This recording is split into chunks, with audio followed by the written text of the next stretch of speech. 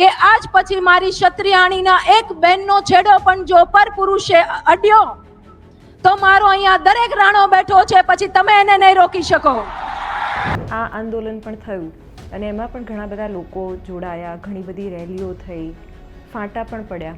ફાંટા છે ને એકાદ બે વ્યક્તિઓ જેવા હતા, પણ કેવું છે કે જેને વિરોધ કરવો છે, જેને દેખાવું છે કોઈને કંઈ કોન્ટ્રોવર્સી કરી.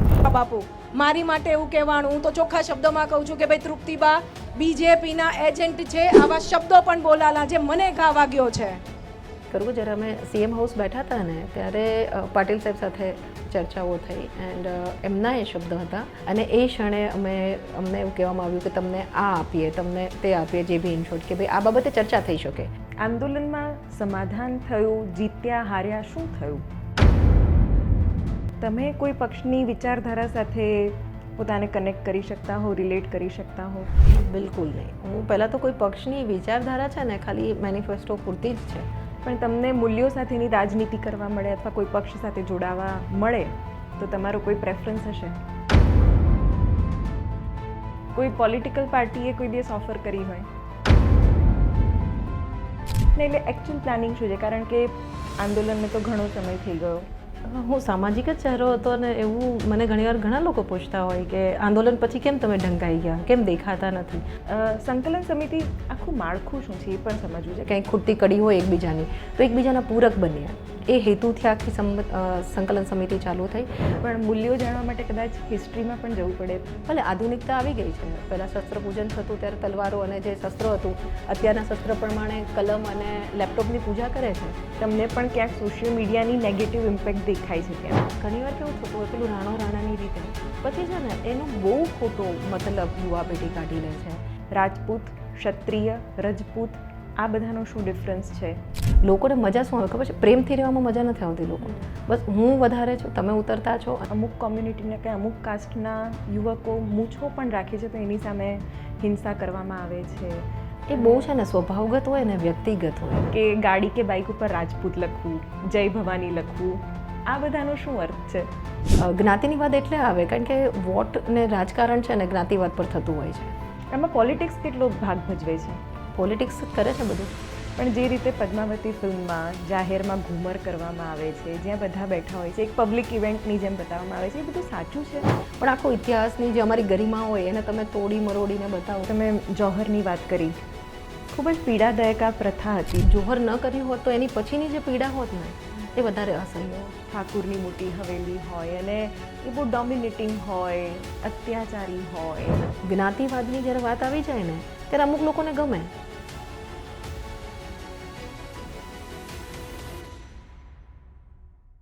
ધ શિવાની શોના વધુ એક ઇન્ટરેસ્ટિંગ એપિસોડમાં તમારું સ્વાગત છે.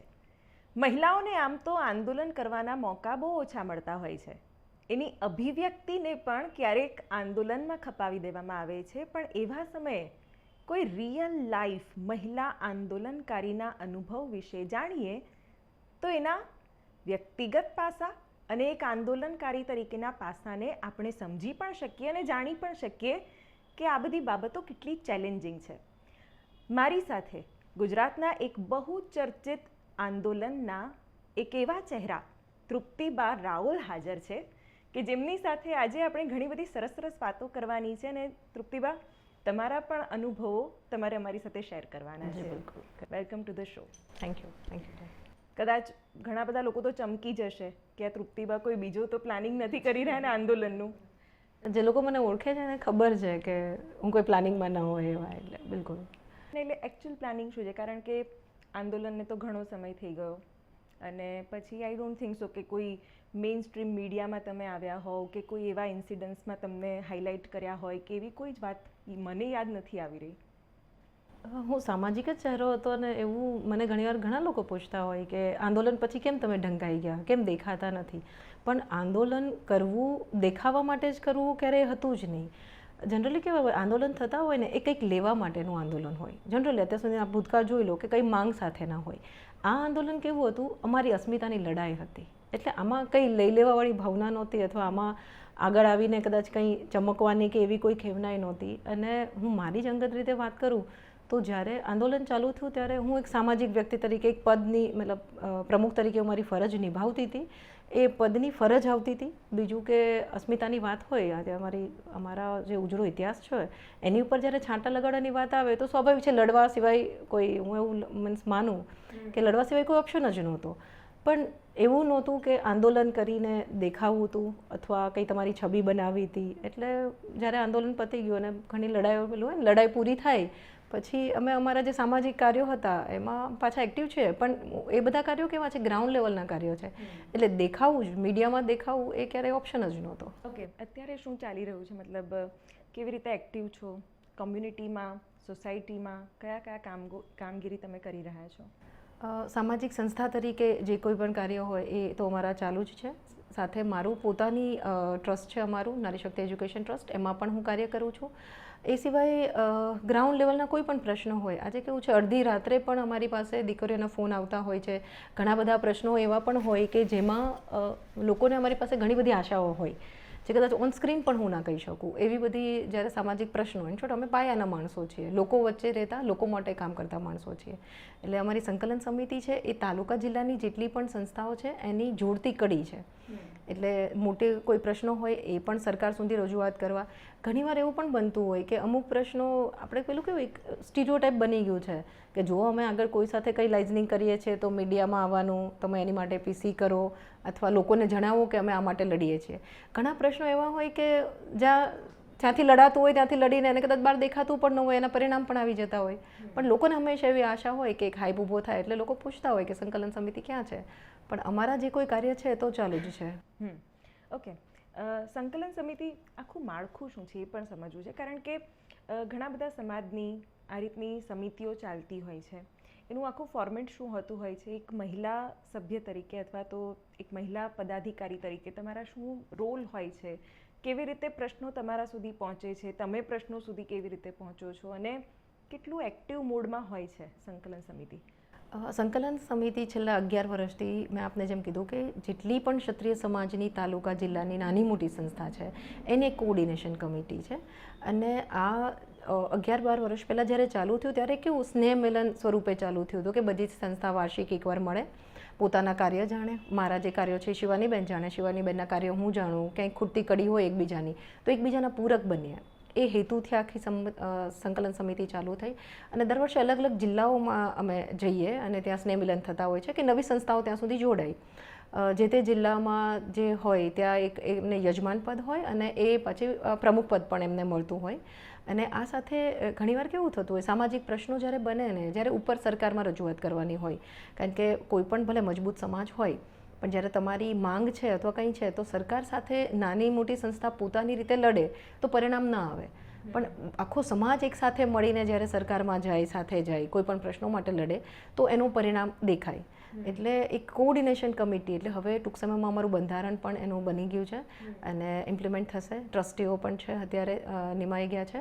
અને અમારું જે કાર્યાલય છે ક્ષત્રિય એકતા કેન્દ્ર છે અમારું, ત્યાં ઓફિસ અવર્સમાં હું છું, મારી સાથેના જે કોઈ મારા પદાધિકારીઓ છે એ એમના 3 થી 4 કલાક આપતા હોય છે. પછી કોઈ આવવાનું હોય જ્યારે પહેલાંથી ખબર હોય તો એની માટે પણ અમે ટાઈમ ગોઠવીને ત્યાં હાજર રહેતા હોય છે. હું 24 અવર્સ ફોન પર અવેલેબલ હોઉં છું. તો ઘણા બધા બહેનોના પ્રશ્નો, કારણ કે જનરલી કેવું બહેનો, અને હું પોતે પણ એવું ઈચ્છું કે ઓફિસ ના આવે, બને ત્યાં સુધી ફોન પર જે પતી જતા, કારણ કે બહેનોના પ્રશ્ન આવે એ જાહેર ન થાય એવું અમે હું ઈચ્છતી હોય વ્યક્તિગત, તો ફોન પર જ ઘણીવાર આવા બધા બહેનોના પ્રશ્ન હોય. મૂળ મારું કાર્ય જ્યારે હું સંકલન સમિતિમાં જોડાણી એની સિવાયની વાત કરું તો હું મહિલા સશક્તિકરણ માટે કામ કરું છું. પહેલાંનો સમય એવો હતો કે રજવાડા હતા તો ખાલી પુરુષો કમાઈને ઘર ચાલતું. હવે એવો સમય નથી અને કોઈ માટે નથી. તો મહિલા કઈ રીતે સશક્ત થઈ શકે, મહિલા ઘરની જે કોઈ જવાબદારી છે એમાં કઈ રીતે ભાગ લઈ શકે.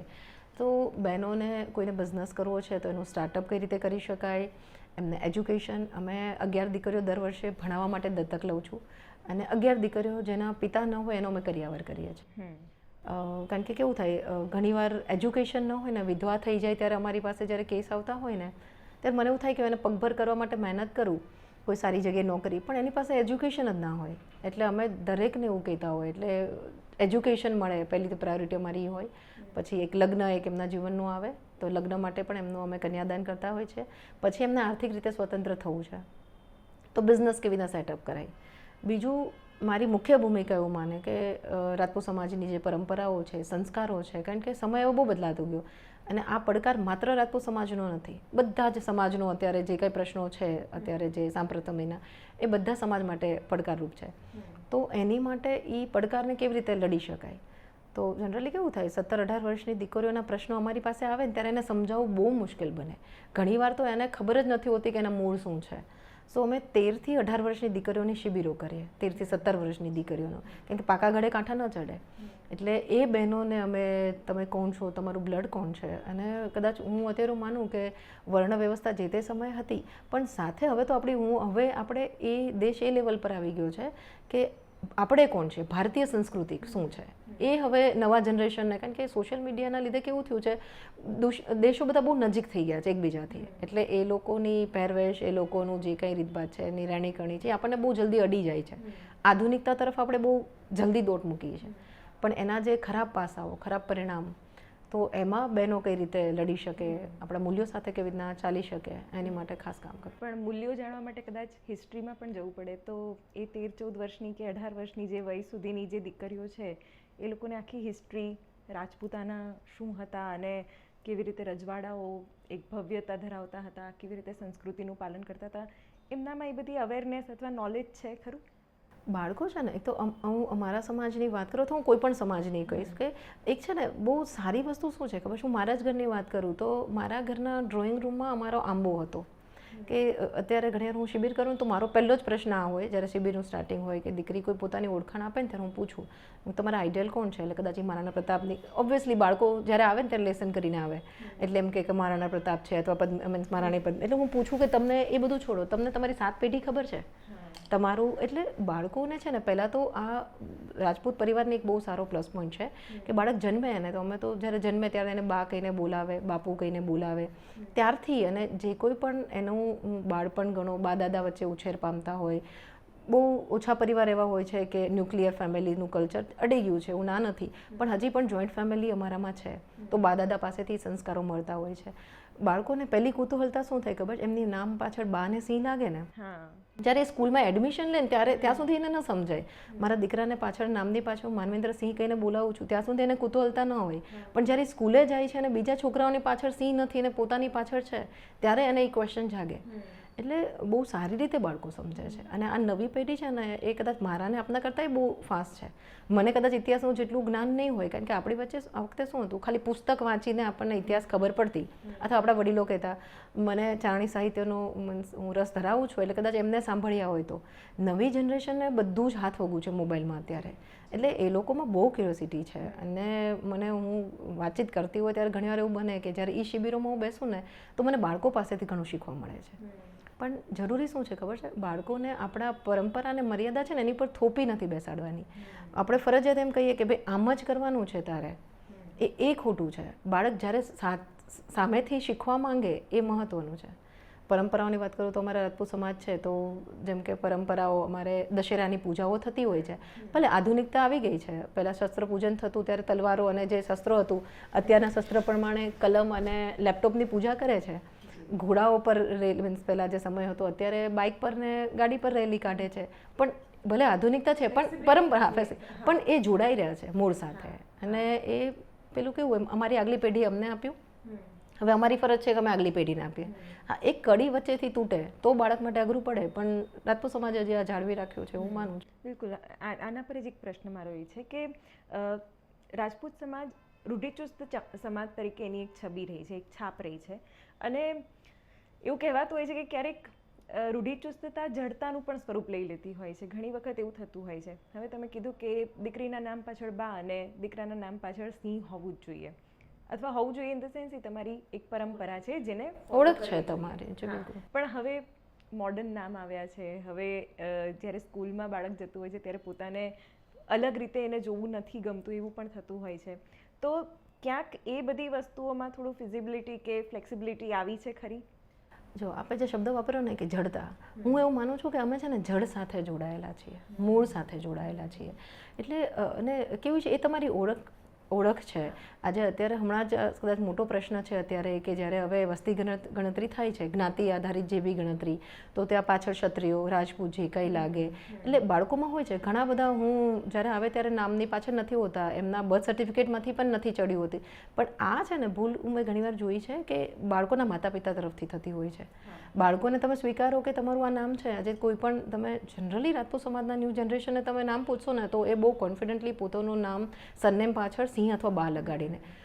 પેલું કેવું છે ખબર છે, અત્યારે આપણે હવે એવા પણ ફેઝમાં આવી ગયા છે કે ટ્રેડિશન છે ને એ ફેશન થઈ ગઈ છે. આજે તમે જો જૂના નામો ફરીથી પાડે છે. હા, જૂના નામો છે અને એ સારી વસ્તુ છે, ગમે છે. અને એક દસકો એવો વચ્ચે 1-2 દસકા આપણે ગણી શકાય કે એનાથી છૂટા પડ્યા, પણ પછી પેલું કહે ને મૂળથી છૂટા પડીએ પછી ધીરે ધીરે વેલો છે, તમે મૂળથી એને જ્યાં જોડાયેલો હોય એટલે ધીરે ધીરે સુકાવા માંડવાનો છે. એ પાછું સમજાવવા માંડ્યું છે, નવી પેઢીને પણ સમજાય છે અને હવે લોકોને બી સમજાય છે કે તમારું મૂળ કેટલું જરૂરી છે, તમારી સંસ્કૃતિ. અને આ આંદોલનમાં મેં કદાચ જોયું હોય ને શિવાનીબેન, બહુ સારી વસ્તુ આંદોલનમાં મેં જોઈ કે લોકોને ખબર પડી કે અમે કોણ છીએ, આપણો કેટલો ભવ્ય ઇતિહાસ છે, આપણા વડવાઓએ શું. કારણ કે મેં તો અમુક પેઢી એવી જોઈ છે કે આ બધું થયું ને પછી એ લોકો ગૂગલ કરે કે અચ્છા આવું હતું ને એટલું પ્રાઉડ ફીલ કરે. મારો દીકરો મારી સાથે વાત કરે ત્યારે અમુક ઇન્સિડન્સી લઈને આવે કે મમ્મા આવું ભૂતકાળમાં હતું, તો એટલું પ્રાઉડ ફીલ કરે કે અચ્છા આપણા વડવાઓ આ કરી શકતા હતા, આ થઈ શકતું હતું. તો બાળકો તો ઉલટાને ગર્વ લે છે ને પેલું બોલે કુતૂહલતાથી ગણતા હોય કે પ્રાઉડ લેન્ડ પ્રેમ કે અચ્છા હું તો આના વંશજ છું. કદાચ એ મારો દીકરો હોવાનો કે એમના પુત્ર હોવાનો વંશજ મીન્સ એના કરતાં ગર્વ એ લે કે હું મારા પ્રતાપનો વંશજ છું. એટલે એ ઉલટાનું અત્યારે ફરક આવ્યો છે ઘણો. સોશિયલ મીડિયા અત્યારે બહુ મોટી ભૂમિકા ભજવે છે અને કેટલું બધું કોન્ટેન્ટ હોય છે, જેમાં હું તો કહું છું દરેક સમાજ, માત્ર રાજપૂત સમાજ નહીં, હું બ્રાહ્મણ છું તો બ્રાહ્મણ સમાજ માટે પણ બધું ભળતું કોન્ટેન્ટ મળતું જ રહેતું હોય છે. પણ તમે કેવી રીતે જુઓ છો? કારણ કે તમે જ્યારે ગ્રાઉન્ડ રિયાલિટી ચેક કરો છો અથવા લોકો સાથે વાત કરો છો તો કેવો પ્રભાવ છે અત્યારે? એ લોકો પોતાને, પોતાની કોમ્યુનિટીને, પોતાની ટ્રેડિશનને કેવી રીતે જોઈ રહ્યા છે? કે પછી તમને પણ ક્યાંક સોશિયલ મીડિયાની નેગેટિવ ઇમ્પેક્ટ દેખાય છે ત્યાં?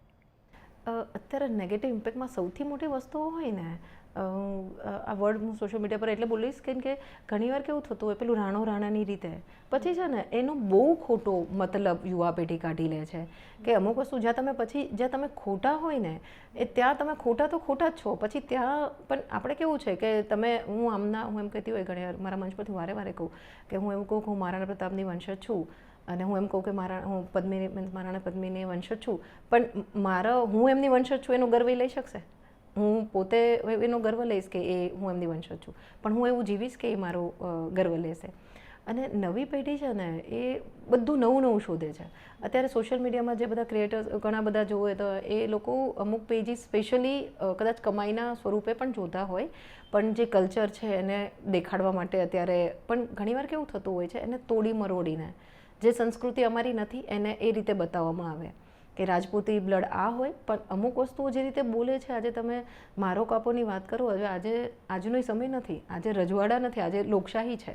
તો આજે તમારી પર 307 લાગી શકે. એ અત્યારની પેઢીએ પાછું એ પણ સમજવું જોઈએ. બીજું પહેરવેશની બાબતમાં પણ એ સારી વસ્તુ ઉલટાની થઈ છે કે ભલે થોડું મીન્સ ડ્રેસિંગ સેન્સ થોડીક બદલાણી છે પણ છતાં એ કલ્ચર. કારણ કે હું ઘણા બધા પેલા પ્રી વેડિંગ શૂટ હોય એમાં જોતી હોય છું તો હું ઘણા એવા બધા પરિવારને ઓળખું છું કે કદાચ એને ક્યારેય એના પરિવારમાં કોઈ લેડીઝે મીન્સ એક ગેપ આવી ગયો કે એમણે નહીં પહેર્યું હોય અમારું જે પરિધાન છે, બટ જ્યારે પ્રી વેડિંગ શૂટ છે એવા કોઈ ઓલા છે તો સોશિયલ મીડિયામાં દેખાવા માટે થઈને પાછા પરંપરા તરફ જાય છે અને ધીરે ધીરે એ સુંદરતા શું છે, એ સંસ્કૃતિ શું છે એ સમજાય છે.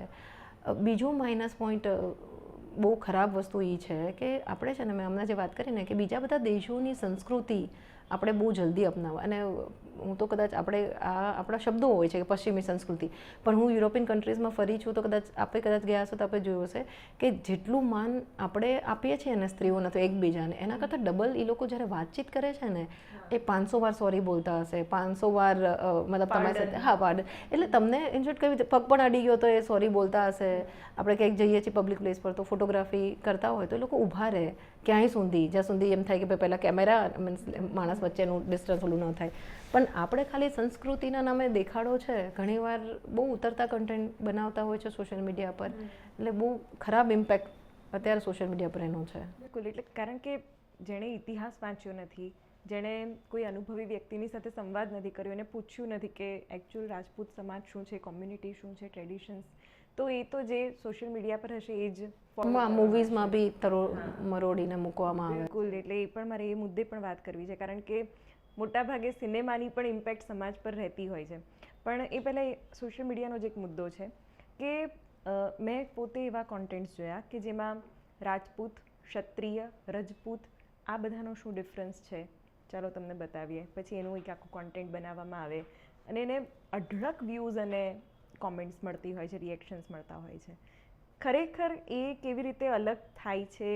એમની કોઈ ભૂમિકાના કારણે એમને અલગ કરવામાં આવે છે કે આ કોઈ અલગ પ્રકારની કાસ્ટ સિસ્ટમ છે? એક તો છે ને બંધારણ, આમાં શું થાય ઘણીવાર કેવું થાય, મને જેટલું જ્ઞાન છે ને એટલું જ્ઞાન હું પીરસીશ સોશિયલ મીડિયામાં. અને લોકોને શું મજા આવે ખબર છે, જ્યારે આજે જેમ કે રાજપૂત આપ જે કોઈ વાત કરો છો, એટલે પહેલાં તો છે ને ક્ષત્રિય બધા હોય, પછી એમાં ગિરાસદાર હોય, પછી ગામોના ગિરાસ જે પ્રમાણે મુકાતા એ પ્રમાણે સ્ટેટ ફેમિલીઝ એની નીચે આટલા તોપોની સલામી, એ રીતે એક બહુ મોટો આખો હું કદાચ વાતચીત કરું તો ઘણો બધો સમય ખવાઈ જશે એની પાછળ. એટલે એ આખો એક આખો ઇતિહાસ આખો અને એક બંધારણ છે. આપણું જે વર્ણ વ્યવસ્થા હતી એમાંનું એક જે ક્ષત્રિય, પછી ક્ષત્રિયોમાં અંદર નીચે કઈ રીતે જેવી રીતે ગિરાસ્ત કર્યું. પણ આમાં કેવું છે ખબર છે, એકબીજાને ઉતરતા ચડતા દેખાડવાની જે અત્યારે હોડ છે ને, કારણ કે હું તો પોતે સમાજમાં જ્યારે કામ કરું છું તો અમારી પાસે જે પ્રશ્નો આવતા હોય ને, તો રજપૂત છે, કારડિયા છે, કાઠી છે, પછી ગિરાસદાર જે રાજપૂતો કહેવાય જે અમે છીએ, તો આમાં કેવું થાય, એક હંમેશા આ ફરિયાદો એકબીજા ઉતરતા ચડવામાં, અને લોકોને મજા શું આવે ખબર છે, પ્રેમથી રહેવામાં મજા નથી આવતી. લોકો બસ હું વધારે છું, તમે ઉતરતા છો, અને તમે જોજો કોઈ બી હશે ને, સારી વસ્તુ હશે ને એને લાઇક ઓછી મળશે, પણ કોન્ટ્રીવર્સિયલ કોઈ વસ્તુ બનશે ને એટલે એમાં લાઇક ને વ્યૂ વધારે મળશે. એટલે આ બધું મેં જેમ પહેલાં કીધું કે સોશિયલ મીડિયા છે ને કમાઈનો જરિયો બની ગયો છે. બાકી જેને ખબર પડે છે, અને એની માટે હું હંમેશા ભાર મૂકતી હોય કે તાલુકા જિલ્લાની જે સંસ્થાઓ હોય ને એને હંમેશા તમારા બાળકને તમે સમજાવો કે તમે કોણ છો. તમારી પેરેલલ જે બીજી બધી જ્ઞાતિ, ખાલી ક્ષત્રિયો પણ નહીં, બ્રાહ્મણો છે, ઘણીવાર ઉતરતી જાતિઓ ઘણાને કહેવામાં આવતી હોય છે, પણ એને ઉતરતી જ્ઞાતિ નહોતી એ, બટ વર્ણ વ્યવસ્થાના એક ભાગરૂપે એમની પાસે એ કાર્ય હતું કે પોતાના સક્ષમ પ્રમાણે શરીરની પહેલાં પ્રમાણે આપેલું હતું. પણ આપણે છે ને હવે એમાંથી જ હું એમ ખરેખર કહું કે એમાંથી આપણે બહાર નથી આવતા ને એની લીધે આપણે આગળ નથી આવતા. બિલકુલ. બહુ ઝેર ભરાઈ જાય છે. એક આવા કિસ્સાઓ બહુ વારંવાર આવતા હોય છે કે અમુક કોમ્યુનિટીના કે અમુક કાસ્ટના યુવકો મૂછો પણ રાખે છે તો એની સામે હિંસા કરવામાં આવે છે. એ બહુ છે ને સ્વભાવગત હોય ને વ્યક્તિગત હોય. ખરેખર હું માનું છું, અમારી પાસે ઘણા આવતા હોય કે કોઈ એવા ઇન્સિડન્ટ્સ બનતા હોય જ્યારે અમારા સમાજના કોઈ તરફથી બીજા સમાજના કોઈ સમાજ, તો એ તો કેવું છે, એ વ્યક્તિગત આવી જતું હોય, એમાં એના સ્વભાવગત હોય. અને એ પાછું કેવું હોય, તમે ઘણીવાર અમે એ કેસમાં જ્યારે ઊંડા ઉતરીએ ને ત્યારે અમને ખબર પડે કે એમના એ પરસ્પર જે વાંધા વર્ષોથી પેઢીઓથી ચાલતા જે વિરોધ હોય એ હોય ને એનું જ પરિણામ હોય. બાકી હવે મને નથી લાગતું. ક્ષત્રિય સમાજ બહુ સહજતાથી લોકશાહી સ્વીકારી છે, બહુ સહજતાથી બધું આપી દીધું છે. રજવાડાઓ કે જે બી ગણો, સાલિયાણા ગણો તો સાલિયાણા પણ આપી દીધા, અને પછી કદાચ રાજકીય રીતે પણ પ્રભુત્વ તમારું ઓછું થાય છે એ પણ બહુ સહજ રીતે સ્વીકાર્યું છે. અચ્છા તૃપ્તિ, તમે એમ જણાવો કે ગાડી કે બાઇક ઉપર રાજપૂત લખવું, જય ભવાની લખવું, આ બધાનો શું અર્થ છે? એ તો એ કદાચ કેવું હોય ખબર છે, હું એવું માનું કે નેચરલ છે. મને કદાચ એનો ક્યારેય વિરોધ નથી થયો. અમે ઘણીવાર હસતા પણ હોય કે રાવણ ગમે એટલો મીન્સ મહાન હતો પણ એને પુષ્પ વિમાન પાછળ ક્યારેય એને લખાયું નહોતું. પણ એ વ્યક્તિગત નિર્ણય છે, એમાં હું માનું છું. ને એમાં ઘણીવાર આપણું જ્ઞાતિ ગૌરવ હોય તો એમાં કંઈ ખોટું નથી કે આજે મને એવું હોય કે ભાઈ હું રાજપૂત છું, મારી ગાડી પાછળ લખાવું, તો એ સારી વસ્તુ છે. હું એનો વિરોધ નથી કરતી. હા, કદાચ આરટીઓના નિયમ પ્રમાણે ન લખાવી શકાય કે એ વસ્તુ અલગ છે, બાકી એમાં કંઈ ખોટું નથી લખાવે તો.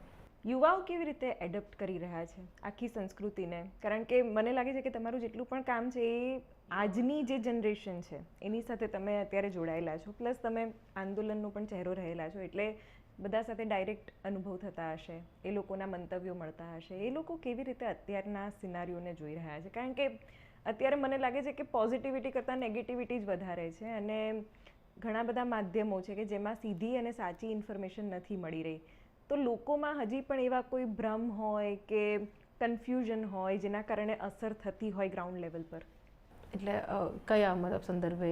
દરેક સામાજિક પ્રશ્નો સામાજિક પ્રશ્નો હોય, રાજકારણ હોય, ઘણા બધી વસ્તુમાં પ્રતિનિધિત્વ લઈને પણ લોકોમાં સવાલો હોય છે કે અમારી કાસ્ટને પ્રતિનિધિત્વ મળે. એવા બધા ગ્રાઉન્ડ લેવલના જે પ્રશ્નો છે કે જે સીધી કે આડકતરી રીતે ઘણી વખત ચર્ચામાં રહેતા હોય છે? બાળકો છે ને બે રીતે સમાજના પ્રશ્નોને જોતા હોય છે.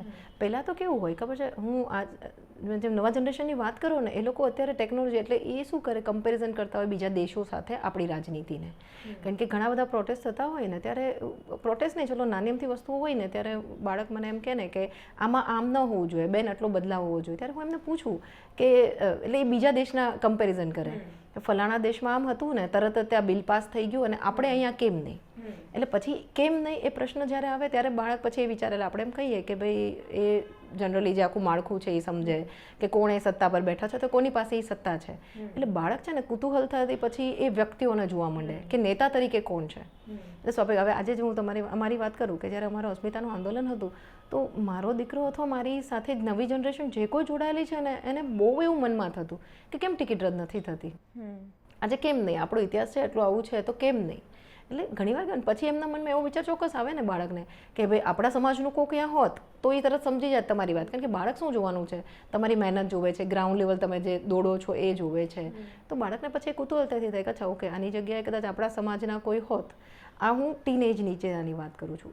મોટું મીન્સ એની પછીની જે એજ છે 18 કે 20, તમે જે યંગ જનરેશન ગણી શકો, એ લોકોને હા ચોક્કસ બદલાવ જ્યારે યુવા પેઢી ઈચ્છતી હોય. અને જ્ઞાતિની વાત એટલે આવે કારણ કે વોટ ને રાજકારણ છે ને જ્ઞાતિવાદ પર થતું હોય છે, સ્વાભાવિક છે. અને એક એ દુઃખદ પ્રશ્ન એ છે, હું ઘણી કીધું કે આપણી રાજનીતિ છે ને પહેલાં ધર્મ પર હતી, પહેલાં ધર્મ પર કરતા, હવે જ્ઞાતિ જાતિ પર આવી છે અત્યારે. એક પછી એક સ્ટેટનું અત્યારે તમે જુઓ મુંબઈમાં જે આપણે વધારે વાત નહીં કરીએ, બટ ઇન શોર્ટ ગુજરાતીઓ માટે, એટલે પહેલાં કેવું હતું બીજા દેશ માટે હતું, પછી ધર્મ માટે હતું.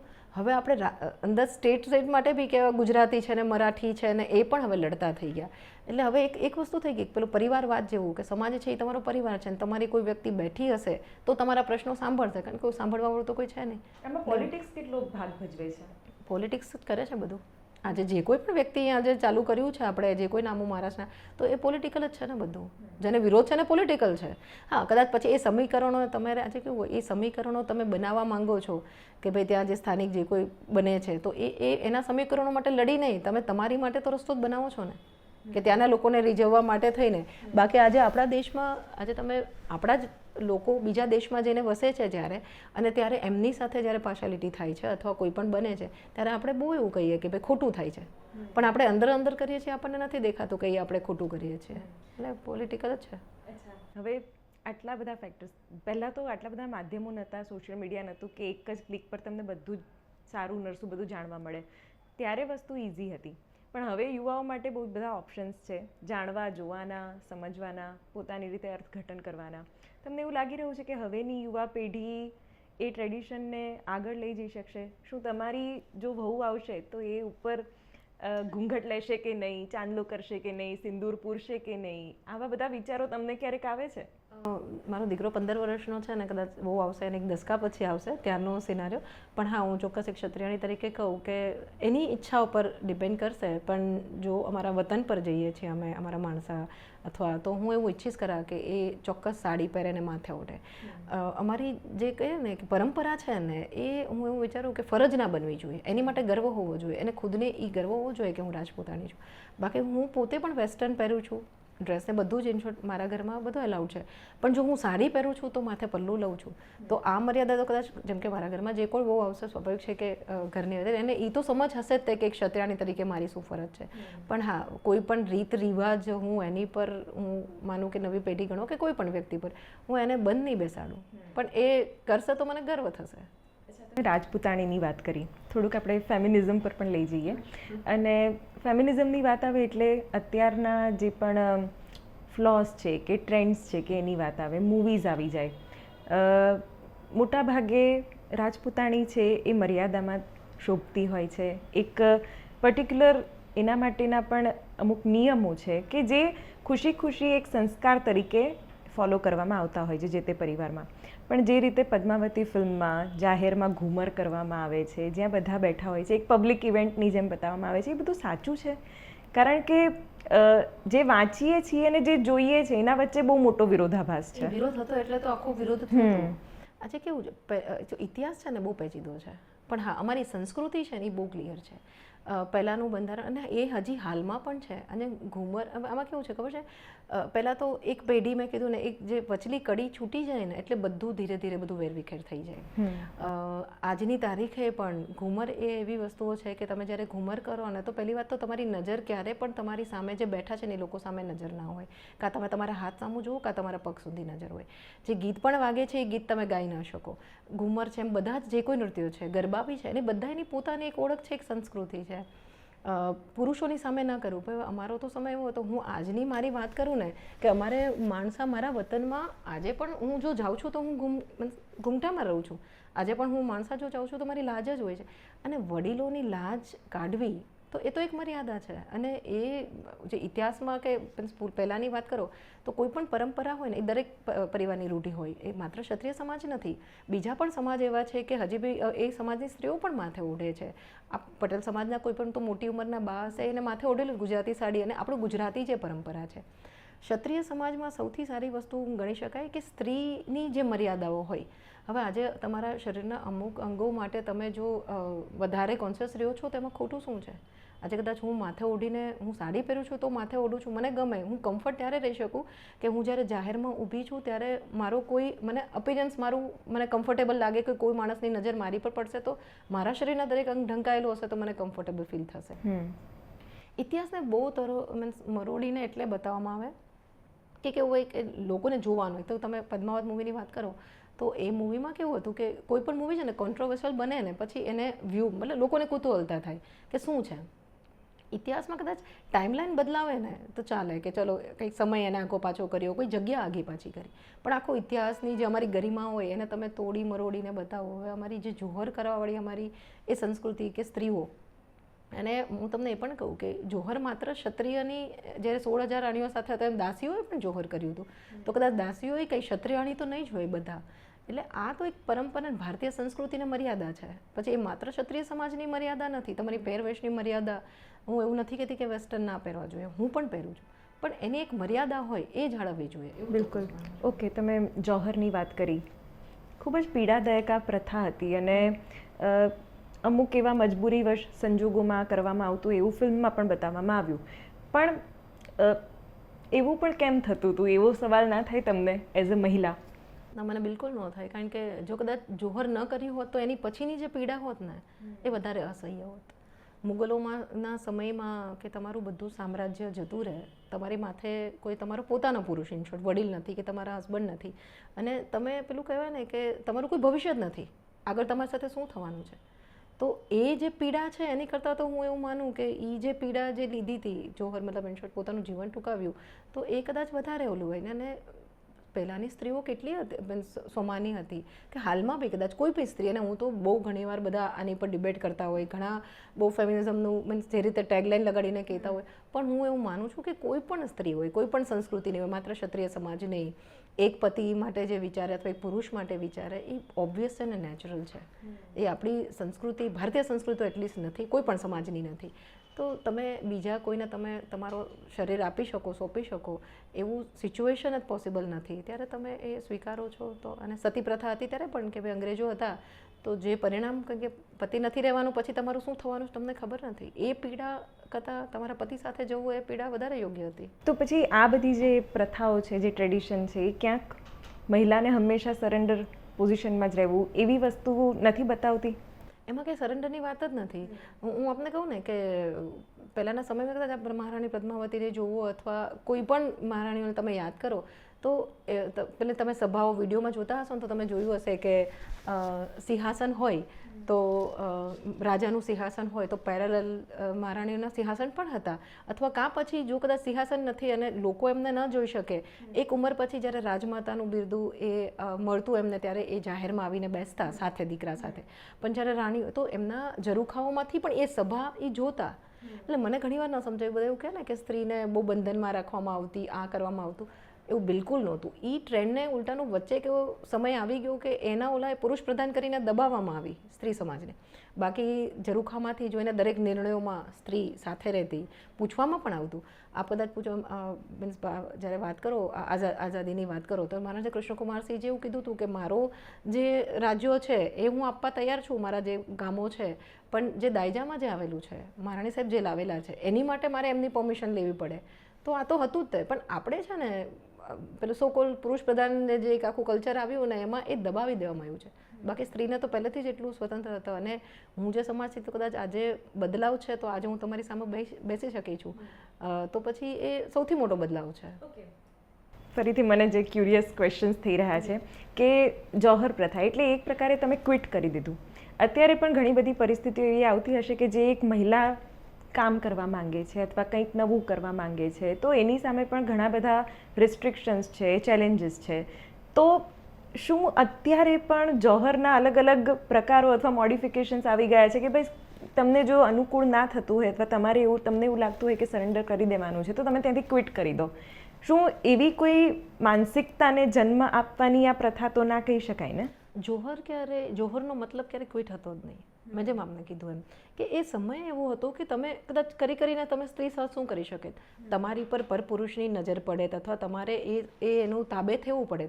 એની કરતાં તમે જે જૌહરની જે પ્રક્રિયા હતી, હા ચોક્કસ એના બધા બહુ અલગ અલગ બધા એના મતાંતર છે, પણ હું કદાચ જોઉં કે એ સમય પછીની જે પીડા છે તો એ એટલે જૌહર ક્યારે ક્વિટ હતું જ નહીં. અત્યારની વાત કરું તો અત્યારે ચોક્કસ અમારી પાસે જ્યારે પ્રશ્નો આવતા હોય ને ત્યારે ઘણા બધા એવા હોય છે કે બહેનોને કંઈક કરવું હોય છે, પુરુષો એલાઉડ નથી કરતા. પણ એના છે ને 2-3 કારણો છે. એ હું સામાજિક સેવક વ્યક્તિ તરીકે જોઉં છું કે ઘણા પરિવારો છે ને અમારી પાસે એના મતલબ આગળ જઈને શું પરિણામ આવી શકે એ પરિણામથી બીતા હોય છે.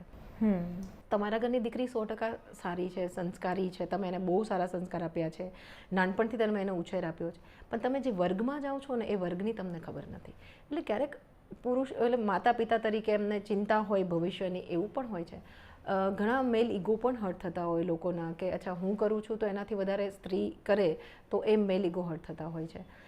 ઘણીવાર એવું પણ થતું હોય છે કે એક લાઇન બાર પોતાને બી ખબર હોય કે ક્યાંક સંસ્કાર આપવામાં ચૂકાઈ ગયું છે અને જો આ બહાર જઈને કોઈ વસ્તુ ખરાબ થશે અથવા ખોટી થશે તો એનું ઓલું રહેતું હોય છે. પણ મેં બહુ બધા પરિવારો એવા જોયા છે કે જે બહુ સારી રીતે સ્વીકારે છે. અને આજે ખાલી ક્ષત્રિય સમાજ, પહેલાં સ્ત્રી છે ને ખાલી ઘર સંભાળતી અને ઓલા માટે કામ કરતી, આજે ઉમરાથી બહાર નીકળીને સમાજ સાચવે છે.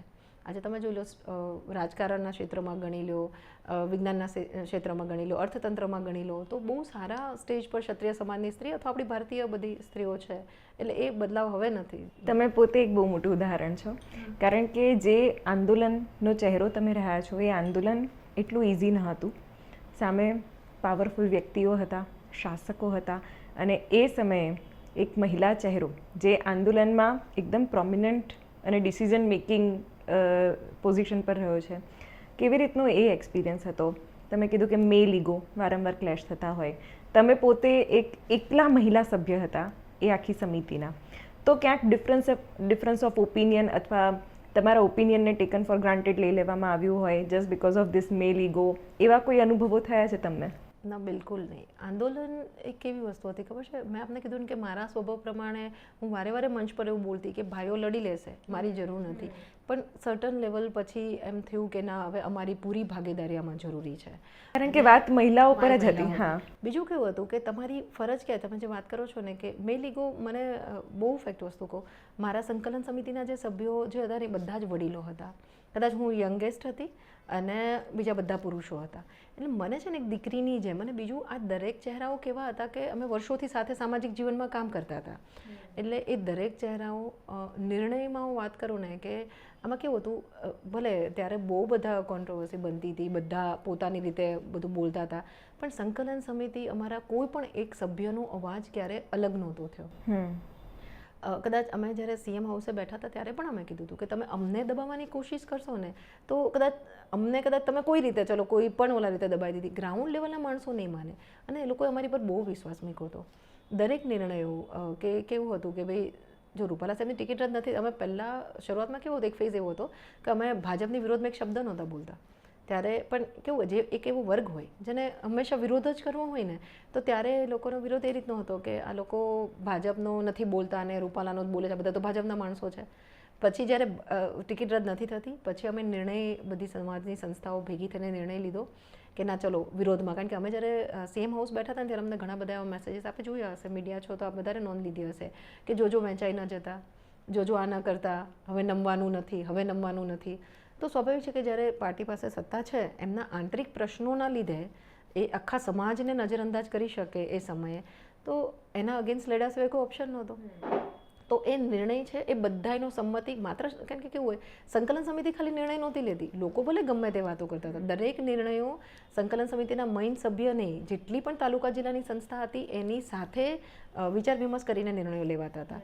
પેરેલલ બધી જ મિટિંગ ભરાતી હતી. કદાચ અમે અમુક જગ્યાએ નથી પહોંચી શકતા તો અમારા પ્રતિનિધિ એ જિલ્લામાં, તાલુકામાં હોય ત્યાંના લોકો પાસેથી બી અમે જાણતા. અને જ્યારે વિરોધમાં લડવાની વાત હતો તો છેલ્લી ઘડી સુધી અમે સમાજની સાથે જ વિરોધમાં લઈને લડ્યા છીએ. એટલે એવું કંઈ થયું નથી. મેલ ઇગોમાં મને એક લેવલ પર એવું આવ્યું ખરા કે જ્યારે માય ડિગ્નિટી વોઝ ઓનલાઈન, અને પણ જે આપણે કીધું ને કે ન બોલી શકવાનું, ઘણીવાર મને આમ જે પ્રશ્નો પૂછાતા ને ત્યારે એક મારા સ્વભાવ પર મને બહુ એવું થતું કે આપણે કેમ જવાબ નથી આપતા. મને વડીલ એવું કે તૃપ્તિબા આપણે નથી કહેવાનું, અને મને ખુદને બી, હું બહુ શાંતિપ્રિય માણસ છું, મને ખુદને બી એવું થાય. પણ જ્યારે તમે જવાબ ન આપી શકો ને, તમે તમારી જાત સાચી છે ને તમે સાચી સાબિત ન કરી શકો ને, ત્યારે 100% એવું લાગતું કે આ લોકો મને બોલવા નથી દેતા, વડીલો મને ના પાડે છે. પણ પછી જ્યારે સમય જતાં જે પરિણામ, લોકોએ જે પ્રેમ આપ્યો, લોકો જે સમજ્યા કે ના શું હતું, કારણ કે કેવું હોય કે સત્ય ક્યારેય છુપાઈ ન રહે, એટલે પછી ત્યારે એવું થયું કે ના, વડીલોની જે સલાહ હતી બહુ સાચી હતી. તમે એકદમથી એમ થયું કે ના મારે જવાબ આપી દેવો છે. એમ પૂછે કે સંકલન સમિતિ ખાલી કાગળ પર ચાલતી સંસ્થા છે કે 11 વર્ષની, એટલે નવી ઊભી થઈ છે, તો હું એવું કહું કે 11 વર્ષથી આપણું જે કોઈ સ્નેહ મિલન છે, અથવા આપણે કેમ એના ફોટોઝ અથવા નથી આપણે મોકલતા, આપણે કેમ આપણું બંધારણ નથી મોકલતા, તો બધા એમ કે ના આપણે જવાબ નથી આપવાના, પણ સમય જવાબ આપે. તમારી ભૂમિકા સામે મને કદાચ એવું છે કે ના, એક મહિલા તરીકે તમે બહુ સારી રીતે પોતાને અને આખી જે તમે કીધું કે ડિગ્નિફાઈડ રીતે તમે આખી લડત ચલાવી. પણ જનરલી કેવું થતું હોય છે, આંદોલન થતા હોય છે, ઘણો બધો સમય, મેન પાવર એમાં જતો હોય છે. આ આંદોલન પણ થયું અને એમાં પણ ઘણા બધા લોકો જોડાયા, ઘણી બધી રેલીઓ થઈ, ફાંટા પણ પડ્યા, અને એ ફાંટા પડ્યા એમાં તમારા જ લોકો, તમારા જ સમાજના લોકો, એ લોકોને ક્યાંક વિશ્વાસઘાત થયો હોય એવું પણ લાગ્યું. તો આવા સમયે આ જે આંદોલન છે એને તમે કયા સ્ટેટસ પર મૂકશો? એ જીત હતી, હાર હતી? કારણ કે વોટ ઉપર પણ કંઈ અસર નથી થઈ, જેની સામે તમે લડતા હતા એ લોકોને પણ કંઈ અસર થઈ હોય, પ્રભાવ પડ્યો હોય એવું કંઈ લાગ્યું નથી. ફાંટા છે ને, એકાદ બે વ્યક્તિઓ જેવા હતા જેને એવું લાગતા. મેં એનો એક્ઝામ્પલ પણ આપી દીધું કે જ્યારે અમે નહોતા બીજેપીની અગેન્સ્ટ, કારણ કે અમે બહુ ક્લિયર ચાલ્યા છે કે એક રૂપાલા સાહેબનો વિરોધ હતો. અમે એવું પણ કીધું હતું કે એમના પરિવારમાંથી કોઈને ટિકિટ આપો તો પણ અમને વાંધો નહોતી. મીન્સ બહુ ક્લિયર અમે હતા. પણ એ સમયે લોકો બધા એવું કહેતા કે આ બધા ભાજપના માણસો છે. તમારા જ લોકો એવું બોલ્યા છે કે ભાજપૂતો છે. હા, એ વર્ડ બહુ ખરાબ છે અને હું ખરેખર એ વર્ડને ઓલું નથી કરતી. પણ કેવું છે કે જેને વિરોધ કરવો છે, જેને દેખાવું છે કોઈને કંઈ કોન્ટ્રોવર્સી કરીને. બીજું કેવું હોય ખબર છે, દુઃખદ વસ્તુ કોઈ પણ સમાજ માટે આ છે કે સંસ્થાઓ છે ને જ્યારે એકબીજાની પ્રતિસ્પર્ધી બનવા માંડે ને ત્યારે સમાજને નુકસાન થાય, અને આંદોલનો આવા હોય એને પણ નુકસાન થાય. એકાદ પોઈન્ટ એવા બન્યા કે સંસ્થાઓ એકબીજાને, કારણ કે સંકલન સમિતિ, હવે અમે તો કદાચ કેવું છે કે અમે બધા સામાજિક માણસો હતા. આ હાથમાં લેવું અને લડવું એ કારણ કે તમારો બ્લડનો સવાલ હતો, અસ્મિતાનો સવાલ હતો. પણ સમાધાન હું ઘણીવાર હજી ન સમજી શકું કે વિશ્વાસ કઈ રીતે ખોવો. તમે વિશ્વાસ ત્યારે ખોવો જ્યારે અમે સીએમ હાઉસે બેઠા હતા. તમે શું માનો છો? આટલી મજબૂત, આપ તો રિપોર્ટર છો, આટલી સત્તા, મતલબ મજબૂત પાર્ટી છે, દેશની, દુનિયાની મોટી, મતલબ આપણી પાર્ટી ગણી શકાય. તમે શું લાગે અમને કોઈ રીતે એમને કોઈ દબાણ નહીં કર્યું હોય? ભલે મને, હું મારી વાત કરું છું તો કંઈ એવું આપણું આગળ પાછળ એવું ના હોય, પણ પૂરી રીતે તમને મનાવવાની કોશિશ તો કરી જ હોય ને. કારણ કે કઈ પાર્ટી ઈચ્છે કે તમે એની અગેન્સ્ટ વિરોધ આખું ઇલેક્શન લડો, પરિણામ કંઈ પણ આવે. આ તો બહુ ઓછો સમય હતો, અને હું તો બહુ ફેક્ટ વસ્તુ કહું કે અમારી સાથે, મતલબ વિરોધ પક્ષમાં કોઈ મજબૂત પાર્ટી હોત તો કદાચ પરિણામે બહુ સારા રીતે બદલાઈ ગયા હોત. પ્રયત્નો બહુ કર્યા વિરોધ પક્ષોએ, પણ કંઈ નહીં, પણ મતલબ મજબૂત વિરોધ પક્ષ હોત તો એના પરિણામે અમે બદલી શક્યા હોત. એટલે સમાધાન ક્યારે આવે કે જ્યારે અમે એવું કીધું હોત કે અચ્છા રૂપાલા સાહેબનું રદ ના કર્યું, ઓકે ચલો કંઈ વાંધો નહીં, તો પછી હવે અમે બીજેપીની વિરોધ નથી જતા કારણ કે અમારું તો ખાલી રૂપાલા. ના, અમે જેની પાસે સત્તા હતી અને બીજું કેવું હતું ખબર, આ દરેક નિર્ણય આખા ગ્રાઉન્ડ લેવલના માણસના છે. એ કદાચ તમે જેને રિપોર્ટ કર્યું હોય અને જેને રિપોર્ટિંગ કરીને આખું જ આંદોલન જેને કવર કર્યું હોય ને એને ખબર પડે કે સંકલન સમિતિ કેટલી ક્લિયર હતી અથવા અમે લોકો કેટલા ક્લિયર હતા. પણ જેને એવું છે કે કોન્ટ્રોવર્સી કરીને બતાવો. અને બીજું કેવું ખબર છે, કોઈ પણ સમાજ હોય અથવા કોઈ પણ તમારે એને નબળી સાબિત કરવી છે ને, એટલે તમારે એને સતત કહેતું રહેવું પડે તું નબળો છો, તું નબળો છો, તું નબળો છો. એટલે સંકલન સમિતિને તમારે ખોટી સાબિત કરવી છે, તમારી પાસે કોઈ ઓલા નથી. હા, પણ તમે સતત કહેતા રહ્યો એટલે 5માંથી 2 વ્યક્તિ એવી હશે કે જેને નથી ખબર કે રિયાલિટી શું હતી. એવું માનશે કે હા સંકલન સમિતિ નબળી હતી અથવા સમાધાન. બાકી જો અમે ન લડી આવો, તમે માની લીધું હોત, અમને ગિવ એન્ડ ટેકની 2-3 વસ્તુ અમને કીધી હતી કે મહારાણા પ્રતાપનું રજવાડાના મ્યુઝિયમનું અમને કીધું હતું કે બીજા જે કહ્યું તો કીધું અમે આ તો અમારો હક છે. અને આ આંદોલન ફરી હું કહું કે કંઈ લઈ લેવાની વાત જ નહોતી, આમાં અમારી અસ્મિતાની વાત હતી. તમારા આંદોલન દરમિયાન જે સરકાર સાથે વાટાઘાટો થતી હતી, નેગોશિએશન થતું હતું, એમાં તમને સૌથી વધારે આમ કંઈક આમ યાદ રહી ગયું હોય અથવા હિટ કરી ગયું હોય એવું કયું નેગોશિએશન પોઈન્ટ હતો? નેગોશિએશન તો કંઈ થયું જ નહીં. એટલે ઇન શોર્ટ હું એક દિવસ યાદ કરું કે જ્યારે અમે CM હાઉસ બેઠા હતા ને ત્યારે પાટીલ સાહેબ સાથે ચર્ચાઓ થઈ એન્ડ એમના એ શબ્દ હતા કે મારે 3 દીકરીઓ છે, હું તમારા ભાવના સમજું છું તૃપ્તિબા, પણ જો આમની ટિકિટ રદ કરવામાં આવે અને તમારી સામું પાટીદાર સમાજ તમારી અગેન્સ્ટ થઈ જાય તો. ત્યારે મેં કીધું હતું કે અમને નથી ખબર કે એમના પરિવારમાં કોણ હશે, પણ એમના વાઈફ તો હશે ને તમે એને ટિકિટ આપો. અને એ ક્ષણે અમને એવું કહેવામાં આવ્યું કે તમને આ આપીએ, તમને તે આપીએ, જે બી ઇન શોર્ટ કે ભાઈ આ બાબતે ચર્ચા થઈ શકે. એટલે ખાલી આ શબ્દો હતા કે આ બાબતે ચર્ચા થઈ શકે. ત્યારે અમારી જે સભા બેઠી હતી એમાં 2-3 વડીલો હતા કે ભાઈ ના, આમાં કોઈ મીન્સ સમાધાનની કોઈ વાત જ નથી, અમને રૂપાલા સિવાય કંઈ નથી જોતું. એટલે એ જે ખુદદારી મેં મારી સાથેના વડીલોમાં જોઈ ને એ મને ઘણું શીખવાડી ગઈ કે ના, નહીંતર એમાંથી ઘણા ચહેરા એવા હતા કે જે મોટા બિઝનેસમેન હતા, બહુ સારી રીતે ઘણા મીન્સ ભાજપ સાથે પણ, જે કારણ કે સ્વાભાવિક છે કે મોટું બિઝનેસ હોય કે મોટું નામ હોય ત્યારે ભાજપ સાથે કામ કરતા હોય નેતાઓ સાથે, અને છતાં પણ એ લોકો એમની સામે ત્યારે એવું કહી દે કે ના ભાઈ અમે અમારા સમાજ હારે ઊભા છો. સૌથી દુઃખદ વસ્તુ મને બની હતી, હું આ એટલે કહેવા માગું, અમે જ્યારે અમને રતન પરની સભા પૂરી થઈ, રાત્રે 5 વાગે 5:30 હું ઘરે, એટલે હું પહોંચી ગઈ હતી 4 વાગે, પણ હું સૂતી 5:30 કારણ કે બધી જ બસો પોતાના નિર્ધારિત સ્તરે પાછી પહોંચે એ અમને ચિંતા હતી. કારણ કે લોકોને ભલે આંદોલનની સંખ્યા થઈને દેખાણું કે 7 લાખ 5-7 લાખ માણસ ભેગું થયું, પણ મારા મનમાં શું ચિંતા હોય, દરેક લોકો સહી સલામત પોતાના ઘરે પહોંચે, બહેનોની જે બધી કામ. એટલે 5:30-6 અમે સૂતા. પછી અમુક જે બધા સંકલન સમિતિના જે વડીલો હતો, કોઈ ભાવનગરથી હતું, કોઈ સુરતથી હતું, એ લોકો બધા પોતપોતાના ઘરે પહોંચે છે. અને પછી અમને 11 વાગે પાછો ફોન આવે છે કે તમને બોલાવે છે. અમને ખબર તો હતી તે સ્વાભાવિક તમને સમાચાર મળી જાય કે બોલાવશે, કારણ કે આટલી મોટી સંખ્યા ભેગી થાય સ્વાભાવિક છે. એટલે પછી જ્યારે અમને બોલાવવામાં આવ્યા ત્યારે એક પણ હતું કે જો બોલાવશે તો અમને કઈ રીતે, કારણ કે તમારી ફાઇલો કદાચ ટેબલ પર મુકાઈ ગઈ હોય, કંઈ પણ તમારું આગળ, એટલે અમને નહોતી ખબર કે કઈ રીતનું ત્યાં આગળ હશે. બીજું અમને કેવું હતું, સમાજ જે રૂપાલા સાહેબ સિવાય કોઈ વાત જ નહોતી, કોઈ પણ પ્રકારનું ગિવ એન્ડ ટેક. અને જો તમારે રદ જ કરવી છે તો કરી દો ને, અમને બોલાવવાની શું જરૂર છે? એવું તો કંઈ હતું નહીં કે અમે ત્યાં જઈએ ને તમે રદ કરી દો અને ત્યાં તમે જાહેર કરો છો અને અમારું સન્માન કરવાના છે, એવું તો કંઈ હતું નહીં. એટલે ત્યારે કેવું હતું, અમે જ્યારે ભવન પર બેઠા હતા, મીડિયામાં બહુ ખરાબ ચિત્ર ચાલુ થઈ ગયું કે આ બધા સમાધાન કરવા જાય છે, આ બધા વહેંચાઈ જશે. અને અમે હજી ક્યાં બેઠા, એટલે ત્યારે અમારી સાથેના જેટલા પણ વડીલો હતા ને આખી રાતના ઉજાગરો, આગલા દિવસનો થાક, બપોરે બી સૂતા નહીં હોય, એમના ચહેરાઓ એટલા નૂર ઉડી ગયા હતા. અને ત્યારે જે ગ્રાઉન્ડ લેવલથી અમુક જે સ્ટેટમેન્ટ આવતા ને એ મને બહુ હર્ટ કરતા હતા કે વડીલોને અમે આમ કરશું, સંકલન સમિતિના વડીલ આમ કરશું. હવે તમે વિચારો કે જે લોકોએ 30-40 વર્ષ સમાજમાં આપ્યા હોય, જેને પોતાનું બધું જ મતલબ જેને સમાજને આપી દીધું હોય, અને આખરે જ્યારે સમાજ એને એ આપે ને ત્યારે થોડું હર્ટ થાય, દુઃખ લાગે કે યાર આ ન થવું જોઈએ. એક્સપેક્ટેશન્સ વધી જાય, એટલે સારા કે ખરાબ બંને રીતના. કારણ કે જો તમે 24/7 કોઈ એક મુદ્દાને લઈને તમારા સમાજ માટે લડી રહ્યા છો તો ક્યાંક પોતાને પણ કંઈક એપ્રિશિએશન મળે, કોઈક એવું પ્રિવિલેજ મળે, એવી એક્સપેક્ટેશન્સ આશા ન હોય, પણ એટલીસ્ટ એક એવું તો છે ને હું ઘણી વાર એમ કહું કે યુદ્ધો છે ને, યુદ્ધો પ્રમાણે હથિયારો બદલવા પડે. આજે કદાચ જ્યારે તમારો સમાજ તમારી હારે હોય ને ત્યારે બહુ મોટું, અને 99% સમાજે વિશ્વાસ મૂક્યો તો સંકલન સમિતિ, ત્યારે એવું કહેવાતું કે સંકલન સમિતિ અમારું રજવાડું છે. તો આટલા સમાજે કદાચ એકાદ બે વ્યક્તિઓથી અથવા થોડી વ્યક્તિઓથી કોઈ ફરક નહોતું પડતું, પણ મીડિયામાં જે ફેરવવામાં આવે ને એ પણ ઘણીવાર ઘણી પાર્ટીઓ તરફથી પણ ફેરવવામાં આવતું. ઇટ્સ નોટ જસ્ટ કે મીન્સ અમારા સમાજની જ કોઈ વ્યક્તિઓ જાતે કરીને કરતી હતી. પણ કેવું હોય ખબર છે, તમને એપ્રિશિએશન મળે ન મળે, તમને જ્યારે ખોટી રીતે સાબિત કરવામાં મીન્સ થાય ને ત્યારે એવું થાય કે ભાઈ આ ન થવું જોઈએ. એવો પ્રશ્ન પૂછાયો હશે કે હવે તૃપ્તિબા પોલિટિક્સમાં આવવાની તૈયારી કરી રહ્યા છે? ના ના, બિલકુલ નહીં. એટલે હા, જેમ કે આજે હું મારી જ વાત કરું ને તો એવું તો બિલકુલ નહોતું કે હું આ આંદોલનમાં જ લોકો વચ્ચે આવી.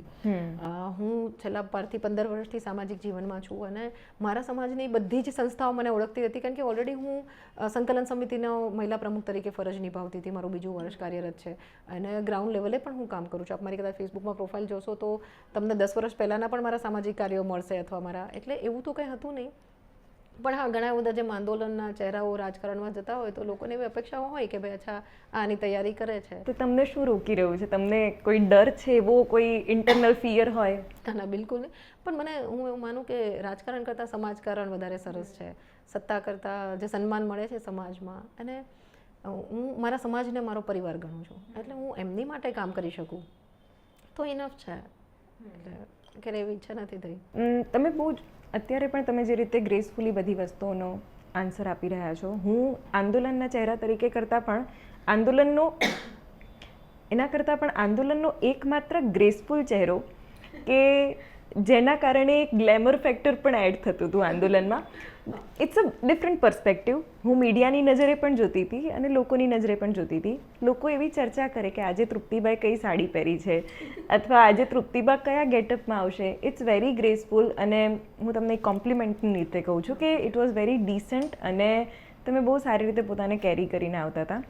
પણ એટ ધ સેમ ટાઈમ તમારી આ પર્સનાલિટીને લઈને આપણે એક તરફ મેલ ઈગોની ચર્ચા કરી રહ્યા છે, પણ female ego was also there. Female ego ના હોય પણ ફિમેલ જેલેસીવાળું ફેક્ટર પણ કદાચ તમે ક્યાંક ફેસ કર્યું હોય તો એનો અનુભવ કહો. કારણ કે તમારા જે મહિલા આંદોલનકારીઓ હતા એ લોકોએ ઘણી બધી એવી ટીકા ટિપ્પણીઓ તમારા પર કરી છે કે જે આઈ ડોન્ટ થિંક સો કે એ આંદોલનના સમયે જરૂરી હતી કે નહીં. ડ્રેસિંગ એટલે આ તો આપ મને કહો છો એટલે ઓવરઓલ નહીં, એટલે હું આમ રિકોલ, પણ સારી વસ્તુ એ સમયે કેવું હતું કે એટલે સમય જ નો, એટલે લોકો ભલે જે રીતે જોતા હોય, તમે કબાટ ખોલો, વોર્ડરોબમાંથી તમને જે સાડી હાથમાં આવી, જે પરફેક્ટ આવી એટલે પહેરી લેતા હતા. અને કેરી કરવું હોય તો આ તો મારું રૂટીન વેર છે. હું જે રેગ્યુલર ઘરમાં પહેરું છું, અત્યારે તમારી સામે જે બેઠી છું એ પણ મારું રેગ્યુલર, એટલે એમાં કંઈ નવીનતા નથી. અને જે આપ ઈર્ષાની વાત કરો છો સ્ત્રી સાથે, તો એ તો હવે સ્ત્રી સ્વભાવ છે, એમાં કંઈ બદલાવ. ને મને છે ને આંદોલનમાં કેવું થતું ખબર છે, જે વિરોધ કરતા ને જે ચહેરાઓ, તો ઘણીવાર તો કોઈ કારણ જ મને ન લાગતું કોઈ વિરોધનું. અને બીજું કેવું હતું ખબર છે, દરેકની લડવાની રીત બહુ અલગ હતી. મીડિયા છે ને એને બહુ અલગ રીતે તોડી મરોડીને એમ બતાવવા કદાચ માંગતા હોય તો વસ્તુ અલગ છે. બાકી હું દરેક ચહેરાઓને અંગત રીતે ઓળખું છું. એ જે કોઈ 2-3 ચહેરાઓ હતા, એવું નથી કે હું એમને નથી ઓળખતી. વર્ષો સાથે અમે એકબીજાને ઓળખીએ છીએ, બહુ સારી રીતે એકબીજાને પરિચિત છે. પણ તૃપ્તિબા બધું ફૂટેજ લઈ જશે, બધું ક્રેડિટ લઈ જશે એવી બીક લાગી હોય કદાચ એ લોકોને. દરેક વ્યક્તિ પોતાની રીતે લડતી હતી અને પોતાની રીતે. હા, એક તમને લોકો જે રીતે સ્વીકારતા હોય, કારણ કે જ્યારે કોમેન્ટ્સ આવતી હોય ને એવું હોય તો કદાચ હોય, પણ હવે હું કોઈ થર્ડ વ્યક્તિને ક્યારેક ખોટી રીતે જજ નથી કરવા માંગતી, એટલે એમના મનની વાત તો હું ન કહી શકું. પણ મને એવું નથી લાગતું કે મીડિયા, અને બીજું કેવું હતું ખબર, આપણે એવું સમજીએ કે આંદોલન મીડિયાથી લડાતું હતું. આંદોલન ખરેખર મીડિયાથી લડાતું જ નહોતું. હું તો બહુ ટાળતી. મને ઘણીવાર મીડિયાવાળાનો ફોન આવે ને તો એમ પૂછું કે કાંઈ પ્રશ્ન હતો કે આ બાબતે, તો મેં કીધું આની માટે ડિબેટ પર બેસવાનું મારા મતે કોઈ પ્રશ્ન જરૂરી જ નથી. ને એ વસ્તુ મેં મારી પીસીમાં કહી દીધી છે કે હું કંઈ એવી કોઈ મોટી નેતા નથી, અથવા એવું કંઈ. એટલે ટીઆરપી માટે લોકો કરતા હોય વસ્તુ અલગ છે, પણ મીડિયામાં આંદોલન મીડિયાથી ચાલે. હું તો ઘણીવાર આ વસ્તુનો વિરોધ કરતી હોય. સમાજમાં કંઈ પણ નાનો પ્રશ્ન બને ને એટલે યુવાનોને બસ મીડિયામાં મૂકી દેવું હોય. અમે ઘણા કામો એવા કર્યા હોય કે સોલ્યુશન આવી ગયું હોય ને તો ખબર ના હોય સમાજને કે અચ્છા આ બાબતે, વડીલો ઘણીવાર મને એવું હોય કે આપણે આ બાબતે અહીંયા કહેવાનું છે, આ પત્ર લખવાનો છે, તો ઘણી બાબતે તો એ પરિણામ પણ આવી જતું હોય ને બહાર કોઈને ખબર ના હોય. એટલે મીડિયાથી મતલબ ચાલે રાજકારણ કે સમાજ કે આંદોલન એવું નથી માનતી. તમે આંદોલનને પ્રોત્સાહન આપો છો કે આંદોલન કરવા જોઈએ, થવા જોઈએ, રજૂઆતો ના સંભળાય તો, એટલે તમારો એક્સપિરિયન્સ એઝ આંદોલનકારી કેવી રીતનો રહ્યો કે આંદોલનથી સોલ્યુશન આવે છે ખરા? ના, જો જ્યાં સુધી કેવું હોય, આ આંદોલનમાં પણ કદાચ આપ સમજ્યા હોય ને પહેલેથી, અમે પહેલાં રજૂઆત કરેલી હતી, 3 થી 4 વાર અમે રજૂઆત કરી, કલેક્ટર અમે એકવાર મળવા પણ ગયા હતા. અને આંદોલન કરવાનું કારણ કે જ્યારે તમારું નથી સાંભળતું ત્યારે તમારે સંખ્યાબળ બતાવવું છે. સંખ્યાબળ બતાવવું છે તો તમે કઈ રીતે બતાવશો કે તમે બધાની સહમતિ કે તમારો મુદ્દો સાચો છે. એટલે એક આંદોલન સ્વરૂપ બની જતું હોય છે. હા, તમે કોઈ પોઈન્ટ પકડીને તમને એવું છે કે અચ્છા આ બાબતે મારે આંદોલન કરવું છે, તમે પ્લાનિંગ સાથે કરો. આ આંદોલન પ્લાનિંગ સાથે નહોતું. તમારો જે કોઈ અમારો જે મુદ્દો હતો કે એમાં અમે 1-2 વાર માફીની પણ, જો કદાચ બહુ વ્યવસ્થિત માફી માંગવામાં આવી હોત, 2-3 વસ્તુ શરૂઆતમાં એવી બની કે બહુ ઈગો સાથે માફી માંગવામાં આવી કે પાર્ટીને નુકસાન થતું હોય તો, અથવા બીજી રીતે. પછી અને કેવું હોય ખબર છે, આંદોલનને શરૂઆતમાં લોકો અલગ રીતે જોતા હોય. હું તો ઘણા બધા રિપોર્ટર્સને જોતી હતી કે શરૂઆતમાં બહુ સારી રીતે એવું કહેતા હતા કે બહુ સાચો મુદ્દો છે, ક્ષત્રિયો જે લડે છે. આંદોલન પત્યા પછી એવું કે બહુ ખોટા મુદ્દા પર ક્ષત્રિયો લડ્યા. એટલે બધા બહુ અલગ રીતે કરતા હોય. પણ દરેક મુદ્દા આંદોલન જરૂરી ના હોય. તમારું મજબૂત જ્યારે એવા મુદ્દાઓ છે કે જે તમારે બંધારણીય તમે એનો નિર્ણય લાવી શકતા હોય તો તમારે એ રીતે જવું જોઈએ. નાના ટેબલથી તમારા કામ થતા હોય, તમે જ્યારે સાચા છો, પણ જો એના પરિણામ નથી આવતા તો એક પ્રોટેસ્ટની હોવું જોઈએ. પણ એ પ્રોટેસ્ટ બહુ મર્યાદાવાળું હોવું જોઈએ એવું માનું છું. તમે જે આંદોલન સાથે જોડાયા હતા એ આંદોલનમાં પણ જોહર કરીશું એવી વાતો પણ સામે આવી હતી. એટલે તમે રજૂઆતની જે પદ્ધતિઓ કહો છો, શું આટલું અગ્રેસિવ રજૂઆત કરવી એ સમયે જરૂરિયાત હતી? એ જે મુદ્દો હતો ને, એ જે 2-3 બહેનોનું અથવા એક સંગઠન હતું, એ લોકોનો વિચાર હતો. હું વિરોધ એ બાબતનો નથી કરતી પાછું, કારણ કે કંઈ પણ ચર્ચાઓ થશે આફ્ટર આંદોલન પાછું કોન્ટ્રોવર્સી બનશે. પણ એ એમનો વ્યક્તિગત કદાચ નિર્ણય હોઈ શકે અને કદાચ એક સમૂહ હોય, કારણ કે લાગણી વર્ષમાં ઘણીવાર બહેનોને એમ થઈ જાય કે હવે આમાં કંઈ નથી જ થતું તો શું કરી શકાય, એટલે કદાચ હોય. પણ હું વ્યક્તિગત રીતે એવું માનું કે જોહર એ સમયની માંગ પણ નથી ને હાલની સમયની પણ માંગ નથી. આ આંદોલનમાં સમાધાન થયું, જીત્યા હાર્યા, શું થયું? સમાધાન કઈ રીતે? હાર હું ગણતી જ નથી. અમારું તમે ગણો કે એક અમારું નિર્ણાયક મતદાન ના હોય, સ્વાભાવિક છે તમારું નિર્ણાયક મતદાન. બીજું કે કેવું હોય કે દરેક, જ્યાં સુધી રૂપાલા સાહેબનો વિરોધ હતો ત્યાં બરાબર છે. રાજકોટની સીટ કેવી હતી કે એમાં તો અમારું મતદાન નિર્ણાયક હતું જ નહીં. બીજી બધી ઘણી એવી સીટો પરથી અસર પાડી શકે ઘણી બધી, અને પડી પણ છે. કદાચ આ ભાઈ આંકડાઓ કદાચ ત્યાં બૂથ લેવલે મંગાવો ને ત્યારે તમને ખબર પડે, જે પેલો 5 લાખથી 7 લાખનો જે ટાર્ગેટ હતો એ તો પછી વાત જ જતી રહી. આપણે કદાચ જોયું કે એક લેવલ પર આંદોલન આવ્યું પછી એ ચર્ચા જ વહી ગઈ હતી કે ભાઈ આટલા. હા, કારણ કે બધી જ બેઠકો પર કદાચ એની અસર હોય. અને સમાધાન ફરી આની પહેલાં પણ મેં કીધું કે સમાધાન ક્યારે હોય કે તમે એમ કહી દો કે ના ચલો ભલે રૂપાલા સાહેબની ટિકિટ રદ ના કરી પણ અમે હવે બીજેપીની વિરોધ નથી જવા માંગતા, એને સમાધાન ગણી શકો. તમે છેલ્લી ઘડી સુધી, અને યુદ્ધો કેવું હોય પહેલાંના સમયમાં પણ યુદ્ધો થાય તો યુદ્ધનું જે પરિણામ આવે એ તમારે સ્વીકારવું પડે, અને સહજ રીતે અમે પણ સ્વીકાર્યું કે પરિણામ. પણ સારી વસ્તુ એ પણ છે કે એમને ઉપર સુધી પદમાં નથી લઈ ગયા. બાકી આંદોલનમાં કેવું હતું, બહુ શરૂઆતમાં એ મુદ્દો કપાઈ ગયો, પણ અમે વારે વારે એવું કીધું હતું કે આ ઇલેક્શન પૂરતું એટલીસ્ટ જતું કરી દો. અને એ માત્ર કદાચ અમારા 5 સભ્ય કે 17 સભ્યોનું એક વિચાર નહોતો, અથવા કદાચ ક્યારેક ઘણીવાર કેવું થાય કે અમે એવું માનતા હોય કે કદાચ આમાં આ વસ્તુ આવી રીતે થઈ શકે, પણ જ્યારે અમે લોકોનું પ્રતિનિધિત્વ કરતા હોય ને ત્યારે અમારી ફરજ લોકોના પ્રશ્નને ઉપર લઈ જવાનું હોય. એટલે કોઈ પણ રીતે ગ્રાઉન્ડ લેવલના લોકો માટે તો આ વાત જ નહોતી. એટલે સમાધાન ક્યાંય થયું જ નથી. ઓકે, કોઈ પણ આંદોલનકારી હોય તો એની એક વિચારધારા હોય, તો તમે કોઈ પક્ષની વિચારધારા સાથે પોતાને કનેક્ટ કરી શકતા હો, રિલેટ કરી શકતા હો? બિલકુલ નહીં. હું પહેલાં તો કોઈ પક્ષની વિચારધારા છે ને ખાલી મેનિફેસ્ટો પૂરતી જ છે.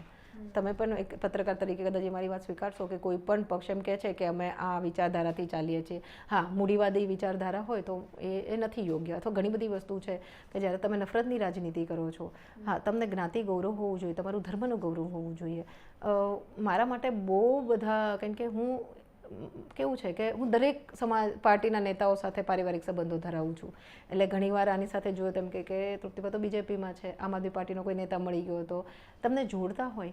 પણ મને કોઈ પાર્ટીની વિચારધારા કરતાં હું મારી સમાજની વિચારધારા સાથે કેમ ન ચાલું? હું મારા પરિવારની જે મારા સંસ્કારો છે, મારા મૂલ્યો છે, એ વિચારધારા સાથે હું ચાલું. પણ તમને મૂલ્યો સાથેની રાજનીતિ કરવા મળે અથવા કોઈ પક્ષ સાથે જોડાવા મળે તો તમારો કોઈ પ્રેફરન્સ હશે? કોઈ પાર્ટી? ના, બિલકુલ નહીં. હાલમાં હું કોઈ પાર્ટી માટે વિચારતી નથી અને કદાચ રાજકારણ માટે પણ હું એક સમય એવો આવે ખરા કે તમને એવું થાય કે જ્યારે તમે સત્તામાં હોય ત્યારે એનું પરિણામ મતલબ અલગ બનતું હોય, પણ હું એવું માનું કે અમારા સમાજના બહુ બધા એવા ચહેરાઓ મજબૂત છે, ક્ષત્રિય સમાજના એવા ચહેરાઓ છે. માત્ર ક્ષત્રિય સમાજ પણ નહીં, રાજકારણમાં પણ ઘણા બહુ એવા શું કહેવાય સારી છબીવાળા ચહેરાઓ છે કે જેનું કદાચ અમે બેકબોન બની શકીએ તો એ બનવું મને વધારે ગમશે. કિંગ બનવા કરતાં કિંગ મેકર બનવું વધારે. કોઈ પોલિટિકલ પાર્ટીએ કોઈ દિવસ ઓફર કરી હોય? ત્રણેય પાર્ટીઓએ ઓફર કરેલી છે. તો કોઈ એની કેવી રીતે ચર્ચા તમે સ્ટોપ કરો એની? ના ચર્ચા એટલે સ્વાભાવિક હું એટલે તમારો જવાબ સીધી લીટીમાં ના જાય? ના, હું જો આજે કેવું હોય, કોઈ પણ વ્યક્તિ કોઈ પણ પાર્ટી હોય, સ્વાભાવિક છે કે હવે મહિલા અનામત જે રીતનું છે તો તમે કહેતા હોય, બટ હું એવું માનું, એવું કહું કે ભાઈ હું તો ગ્રાઉન્ડ લેવલની માણસ છું. હા, તમારા કોઈ કાર્યમાં અમે તમારા સહભાગી બની શકીએ. આ આંદોલન થયું એટલે આખું બીજેપી વિરોધ, એટલે જે બી સત્તા પક્ષ ઇન શોર્ટ જે હતો કે જે પણ હોય, પાર્ટી નિમિત્ત છે તો તમે એના વિરોધમાં આખા લડ્યા. બાકી અમે સામાજિક વ્યક્તિ તરીકે તો અમારી ભૂમિકા કેવી હોય, અમુક કાર્યો તો અમે સરકાર સાથે, સરકારી યોજનાઓ છે તો હું આજે મારું મહિલા સશક્તિકરણનું કામ છે તો સરકારી જે કોઈ યોજનાઓ છે, કુટીર યોજનાઓ છે, બાળ વિકાસની, તો એ યોજનાઓ અમે, કારણ કે હું એવું માનું કે જે ટેક્સના પૈસા છે, એક સોશિયલ એક્ટિવિસ્ટ તરીકે બી હું માનું કે હકનું છે એ લઈને જો કોઈ પગભર થઈ શકતા હોય તો અમે એની સાથે ઉલટાનું જે કોઈ કોંગ્રેસ હતી, કોંગ્રેસની ગવર્મેન્ટ હતી ત્યારે બી કદાચ કોઈ કામ કર્યા હોય તો એની સાથે કર્યા હોય, બીજેપી ગવર્મેન્ટ છે તો જે ગવર્મેન્ટ છે એની સાથે તમારે, એટલે કોઈ પાર્ટી કે સરકારના વિરોધની વાત જ નથી. હા, એમની વિચારધારામાં જે કદાચ કંઈ ખૂટતું હોય, લોકોને અન્યાય થતો હોય તો તમે એના વિરોધમાં બોલો. બાકી કોઈ એવી પાર્ટીની વિચારધારા સાથે ક્યારેય કામ નથી કર્યું કે જોડાણી નથી. તમે જે દીકરીઓ કે યુવતીઓ સાથે કામ કરી રહ્યા છો એ લોકોના કેવા પ્રશ્નો હોય છે? લાઈક અત્યારે બહુ ઘણી બધી વસ્તુઓને લઈને મૂંઝવણ હોય છે, જેમાં કરિયર આવી ગયું, સામાજિક ધારાધોરણ આવી ગયું, રિલેશનશિપ બહુ મોટો એક વિષય બની રહ્યો છે કે કેવા રિલેશનશિપમાં આગળ વધવું જોઈએ, ના વધવું જોઈએ. તો આવા બધા શેરિંગ્સ તમારી સાથે કરતા હોય છે, તમે કાઉન્સિલ કરતા હો છો લોકોને? બિલકુલ. હવે સોશિયલ મીડિયા છે ને એ બહુ ખોટો ઇમ્પેક્ટ પાડે છે. આપણે છે ને, હું ઘણીવાર બહેનોના પ્રશ્નો આવે ને ત્યારે ધીરજ નથી હોતી, ઘણીવાર સમજણ નથી હોતી અને એમને શું હોય ખબર છે, કોઈ પ્રશ્ન બને ને ત્યારે એ એવું કે ફલાણાને જુઓ ને કેવી રીતે રહેતા હોય બધા હસબન્ડ વાઈફના. તો અમુક પડકારો તો બધાયના જીવનમાં આવવાના છે. હવે સીતાજીની વાત કરો તમે તો એમના પિતાએ તેમની માટે બેસ્ટ પરિવાર પોતે પણ, એટલે તો પણ દુઃખ આવ્યા ને વનમાં જવું પડ્યું અને સહજ રીતે એમને સ્વીકાર્યું. મીન્સ રાજા રામની વાત કરો તો, એટલે કોઈ પણ અત્યારે છે ને આપણે એવું વિચારીએ છીએ કે પરફેક્શન, કે બધા એમ વિચારે કે આમ જ હોય, લગ્ન જીવન આવું જ હોવું જોઈએ, જે ફરતા હોય, પણ એની સામે પેરેલલ કેટલી જવાબદારીઓ નિભાવીને પરિવાર ચાલતો હોય એ નવી જનરેશન નથી સમજી શકતી. જોઈન્ટ ફેમિલીને હવે લોકો અવોઇડ કરતા હોય છે. ઉલટાનું કેવું છે ખબર છે, હવે પાછી એ ઇમ્પેક્ટ પાછો મીન્સ ઊંધો પડે છે. ઊંધો મતલબ કે હવે માટે સારો છે કે હવે પાછું જોઈન્ટ ફેમિલી કલ્ચર આવે છે. કારણ કે છે ને બાળકો એક ન્યુક્લિયર ફેમિલી, ઘણા બધા પરિવાર એવા પણ હોય છે કે ખાલી સમયના લીધે કે બીજે નોકરી કરવા જવું પડતું હોય છે એટલે લોકો જોઈન્ટ ફેમિલીથી દૂર જતા હોય છે. પણ એ દૂર રહીને એમને સમજાય છે કે બાળકોના ઘડતરમાં જોઈન્ટ ફેમિલીની કેટલી ભૂમિકા છે. કે આજે હું પતિ પત્ની કામ કરતા હોય, હું મારી જ વાત કરું કે હું કદાચ કોઈ મારા બિઝનેસ રિલેટેડ કામ કરું છું અથવા આ સામાજિક જીવનમાં પણ હું બહાર જાઉં છું તો હું જોઈન્ટ ફેમિલીમાં રહું છું તો મને મારા બાળકના ઉછેરની ચિંતા નથી. ઘણી બધી સ્ત્રીઓ નોકરીઓ કરતી હોય છે કે મેં જોયું હોય છે કે એમના ગામડે મા બાપ રહેતા હોય તો એ લોકો એમ કહેતા હોય કે ના તમે અમારી સાથે આવીને રહ્યો. મેં તો ઘણા પરિવારમાં પેરેન્ટ્સ એવા જોયા છે કે જે એવું કહેતા હોય કે ના તમે શાંતિથી જીવો, અહીંયા અમે વતન રહીએ છીએ, અને બાળકો એવું કહેતા હોય કે ના તમે અમારી સાથે આવીને રહ્યો. ઘણી સગવડતાઓ અમે તમને ગામડામાં નથી પૂરી પાડી શકતા. એટલે પણ બાળકો છે ને ધીરજ ખૂટતી ગઈ છે. મેં આપને કીધું બીજું સુખની પરિભાષા કે સુખ કોને કહેવાય. આજે લગ્ન કરીને આ બધું જે પ્રી વેડિંગ શૂટ ને આ બધું અમુક તો છે ને અમુક પ્રશ્નો સગાઈ થાય લગ્ન પહેલાં તૂટી જતી સંબંધો મેં જોયા છે. એના કારણો બી સરપ્રાઇઝિંગ છે. ખાલી સમાજની ક્ષત્રિય સમાજ સાથે રિલેટ નહીં કરું પણ કે એટલા ટાઈમમાં અમે જોયું ને તો નથી પ્રી વેડિંગ શૂટની કોઈ રજૂઆત થઈ, નથી ડ્રેસિંગની કોઈ આવું થઈ, નથી ફ્યુચરનું કોઈ પ્લાનિંગ. દીકરીઓ અત્યારથી એટલું બધું વિચારવા માંડતા હોય અને પરિવારો એને સપોર્ટ કરતા હોય છે. દીકરાના પક્ષે પણ આ બધી વસ્તુઓ હોતી હોય છે કે એ અલગ રીતે સ્ત્રીને જોવા માંડ્યા છે. હવે કેવું છે ખબર છે, આધુનિક સ્ત્રી પણ જોઈએ છે, પાછું પરિવાર પણ સંભાળે એવું જોઈએ છે, નોકરી કરતી પણ સ્ત્રી જોઈએ છે, સાથે એવું પણ સમજે કે 24 કલાક મારા પરિવારની જવાબદારી. ઘણા પરિવાર એવા હોય કે એવું વિચારે કે કામવાળું નહીં રાખીએ ઘરે. હવે સ્ત્રી નોકરી કરે છે, બાળકને પણ સંભાળે છે અને પછી એમની પાસે તમે એવી આશા રાખો કે કામવાળે નહીં. કારણ કે અમારા વર્ષોથી અમારા ઘરમાં મારી મમ્મીએ કામ કર્યું હતું પણ મમ્મી એટલે કામ કરી શક્યા કારણ કે એ 24 કલાક ઘરમાં રહેતા હતા. પણ અત્યારની સ્ત્રીઓને નોકરી એટલે આમાં કેવું છે પરસ્પર સમજણ હવે જતી જાય છે અને કોઈ સમજાવવાવાળું નથી એવું પણ બને. એટલે છોકરાઓમાં હવે એટલે દીકરીઓની વાત કરીએ એમ દીકરાઓની પણ વાત કરવાની રહી કે તમારે પણ એક દીકરો છે તો દીકરાઓને હવે માતાઓ એવું સમજાવે છે કે હવે તારે અત્યારના જમાના પ્રમાણે કે અત્યારના ટ્રેન્ડ પ્રમાણે રહેવું પડશે. હવે તું હું જે કરતી હતી એવી એક્સપેક્ટેશન પત્ની પાસેથી પણ રાખે તો કદાચ એ ના પણ ફૂલફિલ કરી શકે. જરૂરી છે, સમજાવવું જ પડે. બાળકો છે ને એક જે ઉછેર કરીને જે રીતે મોટા થયો એનું ઘરનું જે વાતાવરણ હોય, પણ હવેની જે નવી પેઢી છે ને આપણી કરતાં બહુ હોશિયાર છે. આપણે નાના હતા ને તો હું તો અત્યારે ઘણીવાર બાળકોને જોઉં તો જે ખબર પડતો પણ આપણને આ ઉંમરે કંઈ ખબર જ નથી પડતી. આપણે તો એક આપણા વર્તુથી એટલે નવી પેઢી તો ઉલટાનો આ બદલાવ સ્વીકારે છે. ઘણા પુરુષો તો મેં એવા પણ જોયા છે કે પતિ પત્ની બંને નોકરી કરતા હોય તો સવારે સાથે રસોઈ કરીને, ચલો કદાચ નથી રસોઈવાળાને તમે એફોર્ડ કરી શકતા તો બંને હસબન્ડ વાઈફ સાથે રસોઈ કરીને જાય છે, સાંજે પણ સાથે આવીને રસોડું પતાવે છે.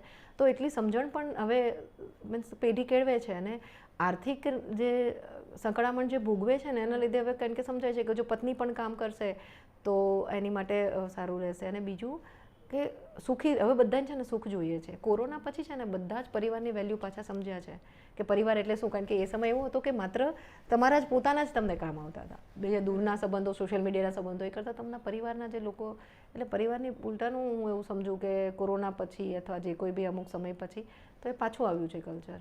તમે મહિલા આગેવાન છો, ઘણા બધા એવા પણ પ્રશ્નો આવતા હશે કે જેમાં ક્યાંક મહિલા વિક્ટિમ કાર્ડ પ્લે કરતી હોય અને પુરુષને ખોટો ચિતરવામાં આવતો હોય, એટલે ક્યાંક એવા અનુભવો તમને પણ થયા છે? ઘણા બધા. માત્ર ક્ષત્રિય સમાજ નહીં, ભલે હું વારે વારે એટલે બોલું છું કારણ કે ક્યાંય કોઈ જગ્યાએ વસ્તુઓ હિટ ના થાય. ઘણીવાર થતું હોય છે. ઘણીવાર સ્ત્રીઓ એવી વસ્તુઓના લીધે પુરુષોને સંકળામણમાં નાખી દેતી હોય છે, એવી બધી ઈચ્છાઓ વ્યક્ત કરતી હોય છે અથવા એ બધી ભૂલો પણ કરી દેતી હોય છે. હમણાં જ મેં આપનો થોડા ટાઈમ પહેલાંનું પોડકાસ્ટ જોયું હતું ડૉક્ટર તેજસભાઈ સાથે, અને એ હું જ્યારે સાંભળતી હતી ને અમારી પાસે જ્યારે સુસાઇડના કેસ આવે ને ઘણા કેસમાં કેવું થાય કે અમે જ્યારે એ સમય અહીંયા પહોંચીએ ને એટલે ઘણી વાર એવું થાય મને જો કોઈના ફોન આવે છે તો હું એવી કોશિશ કરું કે અમે એને કલાક 2 કલાક સુધી જો એનું અમારી સાથે દૂરનો એમનો બીજા ગામથી છે તો હું એને ફોન પર રાખું કે અમારી ટીમમાંથી એની સુધી કોઈ પહોંચી શકે. એટલે ઘણા કેસમાં જ્યારે સુસાઇડનું કે દવા પી લીધી હોય અને અમે હોસ્પિટલ જઈએ ત્યારે વી મીન્સ ગોટ ટુ નો કે એને જે દવા પીધી છે ને એની એટલી અસર નહીં થાય કે એને એ લાઈફ થ્રેટનિંગ હોય, પણ એ એટલે કરે છે કારણ કે એને સામેવાળા પક્ષને દબાવવો છે. પણ મેં ઘણા બધા સમાજસેવકા એવા પણ જોયા છે કે એ હંમેશા સ્ત્રીના સંદર્ભે જ વિચારતા હોય કે સ્ત્રીએ ક્યારે દવા પીધી હશે. પણ મેં 1-2 કિસ્સાઓ એવા જોયા છે કે સ્ત્રીને ખબર છે કે હું આ દવાથી મારું મૃત્યુ નથી થવાનું પણ હું આનાથી કેસ કરી શકીશ, આનાથી હું સામેવાળા પરિવારને દબાવી શકીશ, એવું પણ ઘણીવાર કરતા હોય છે. એટલે આમાં ભોગ તો સ્ત્રી બનતી હોય છે, પુરુષ એ વ્યક્તિગત બધા હોય છે. એમાં સમાજ પર સિનેમાનો બહુ મોટી અસર છે. તો પર્ટિક્યુલરલી રાજપૂત સમાજની છબી અમુક પિક્ચર્સમાં, અમુક મૂવીઝમાં એવી રીતે બતાવવામાં આવતી હોય કે ઠાકુરની મોટી હવેલી હોય અને એ બહુ ડોમિનેટિંગ હોય, અત્યાચારી હોય, આ પ્રકારનો એક પ્રભાવ બતાવવામાં આવતો હોય છે ગામ પર. જેવી રીતે ફિલ્મોમાં આપણે પદ્માવતની પણ વાત કરી, આવી રીતે પુરુષ કેરેક્ટરને પણ આવી રીતે બતાવવામાં આવતા હોય છે. એ કેટલું યોગ્ય છે? ક્યાંક એને લઈને પણ તમારી કોમ્યુનિટીમાં ક્યાંક અસંતોષ કે નારાજગી જોવા મળી છે? બિલકુલ હોય. આ પદ્માવતી મૂવીમાં આપણે જોયો હતો જે વિરોધ હતો ઠાકોરોની હવેલી હોવાની એ તો સહજ છે. જે નેચરની પણ આપ વાત કરી કે આજે કેવું હોય ખબર છે, એ સમયે રાજાઓ હતા જ્યારે અમુક નિર્ણયોમાં તમે એમને એવું ગણી લેતા હોય કે એમને આ રીતે નિર્ણય લીધો, પણ હું ને તમે એ સમયમાં નહોતા. જે તે સમયે કોઈ નિર્ણયો આજે ઘણા બધી ચર્ચાઓ એની માટે થતી હોય, ઇતિહાસની માટે થતી હોય કે આજે કદાચ આજનો પણ સમય છે અને એને આજે અમારું આંદોલન છે તો આજે કદાચ 25-30 વર્ષ પછી એનો જે ઇતિહાસ લખાશે તો એને એવી રીતે તોડી મરોડીને કદાચ બતાવવામાં આવે તો એમ થાય કે આ ખોટું હતું. તો જ્યારે રજવાડાઓની વાત કરો કે જે ઠાકોરોની તમે જે વાત કરો છો તો જે તે સમયે જે અત્યાચાર શબ્દ અપાવ, હું ને તમે એ સમયે નહોતા. એ સમયે કદાચ અમુક નિર્ણયો લેવાના હશે તો કેમ લેવાના હશે એ આપણને ખબર નથી. હાલમાં કેવું છે ખબર છે, આમાં જ્યારે ખરાબ રીતે રિપ્રેઝેન્ટ કરે ને ત્યારે જ્ઞાતિ ગૌરવની વાત આવે કદાચ. અને બીજું કે 1-2 વ્યક્તિઓ, 5 આંગળીઓ સરખી નથી હોવાની, તો કદાચ 1-2 વ્યક્તિઓના લીધે તમે આખા જ ક્ષત્રિય સમાજને એવી રીતે તમે જોવામાં આવે કે હંમેશા અત્યાચારો જ કર્યા છે, તો ક્ષત્રિયોએ જે ભોગ આપ્યો છે કેમ નથી દેખાડવામાં આવતો? મૂવીમાં છે ને પહેલાં તમે કીધું કે કોન્ટ્રોવર્સી બને ને એટલે લોકોને જોવી ગમે, કુતૂહલતાથી લોકો જોવે. બીજું આજે કેવું હોય કે જ્ઞાતિવાદની જ્યારે વાત આવી જાય ને ત્યારે અમુક લોકોને ગમે ખરાબ ચિતરવું. અમે અમુક કેસ જે બધા મૂવીઝમાં ઘણા લડેલા છે તો ઘણા વ્યક્તિઓએ જ્યારે સ્પેશિયલી મૂવીમાં નામ આપે ઠાકોરોના ક્ષત્રિયો નામો આપી એ ખરાબ, અને જ્યારે તમે અમે એ વ્યક્તિ સુધી પહોંચ્યા ને અને એના કિરદારમાં ઝાંકીએ ત્યારે અમને ખબર પડે કે આને તો વ્યક્તિગત બદલો લેવો હતો. એટલે એ બધું વ્યક્તિગત બનતું હોય, પણ બધા જ એવા હોય તો એની સામે તમે અમારા મહારાણા પ્રતાપની વાત કરી લો કે જો એ ઉદાહરણો બધા તમે અમારા ઇતિહાસના કરી લો એટલે 5 આંગળી સરખી નથી હોતી. જે પોર્ટ્રે કરવામાં આવે છે એને તમારે બહુ સભાનતાથી જજ કરવું પડે. અચ્છા, હવે તમારી જ વાત કરીએ, તમારા વ્યક્તિત્વની વાત કરીએ. જો તમારે એક આંદોલનકારી સિવાય પોતાને કોઈક જગ્યાએ જોવા હોય તો તમે ક્યાં જોશો? હું એક બહુ સામાન્ય રાજપૂતાણી અથવા બહુ સામાન્ય ગુજરાતી વહુ છું, દીકરી છું. હું બહુ મારી જાતને, અને ખરેખર હું બહુ ગ્રાઉન્ડ લેવલની માણસ છું. લોકો આંદોલન પછી તમને એક અલગ રીતે સેલિબ્રિટી તરીકે જોવા મળે, મીન્સ એ અલગ વસ્તુ છે, પણ હું સાહિત્ય પ્રેમી છું અને મારો સ્વભાવ ખરેખર બહુ લાગણીશીલ છે. હું જેટલી મક્કમ સ્ટેજ પર દેખાઉં છું એવી છું નહીં. તમે કીધું કે તમે સાહિત્ય પ્રેમી પણ છો અને તમારા સોશિયલ મીડિયા પેજ પર પણ તમે કંઈક લખતા રહો છો, કેટલું કંઈક કહેતા રહો છો, તો અમારા વ્યુઅર્સ માટે પણ કંઈક સંભળાવી દો. હું જનરલી કરંટ અફેર્સ પર વધારે લખતી હોઉં છું કે કોઈ પ્રશ્ન હોય, અને ઘણીવાર કેવું બનતું હોય કે કોઈ પ્રશ્ન મારી પાસે આવ્યો હોય ને પછી સવારે એટલે એમ છોટ રાતની કે આખી રાત, તો પછી આખું મારું પોતાનું હું શું અનુભવું છું એ બાબતે ઘણીવાર લખતી હોઉં છું. અને મારું એક પેજ છે લાઈફ ઇઝ સ્ટીલ બ્યુટીફુલ, કે જિંદગી હજી એ સુંદર છે.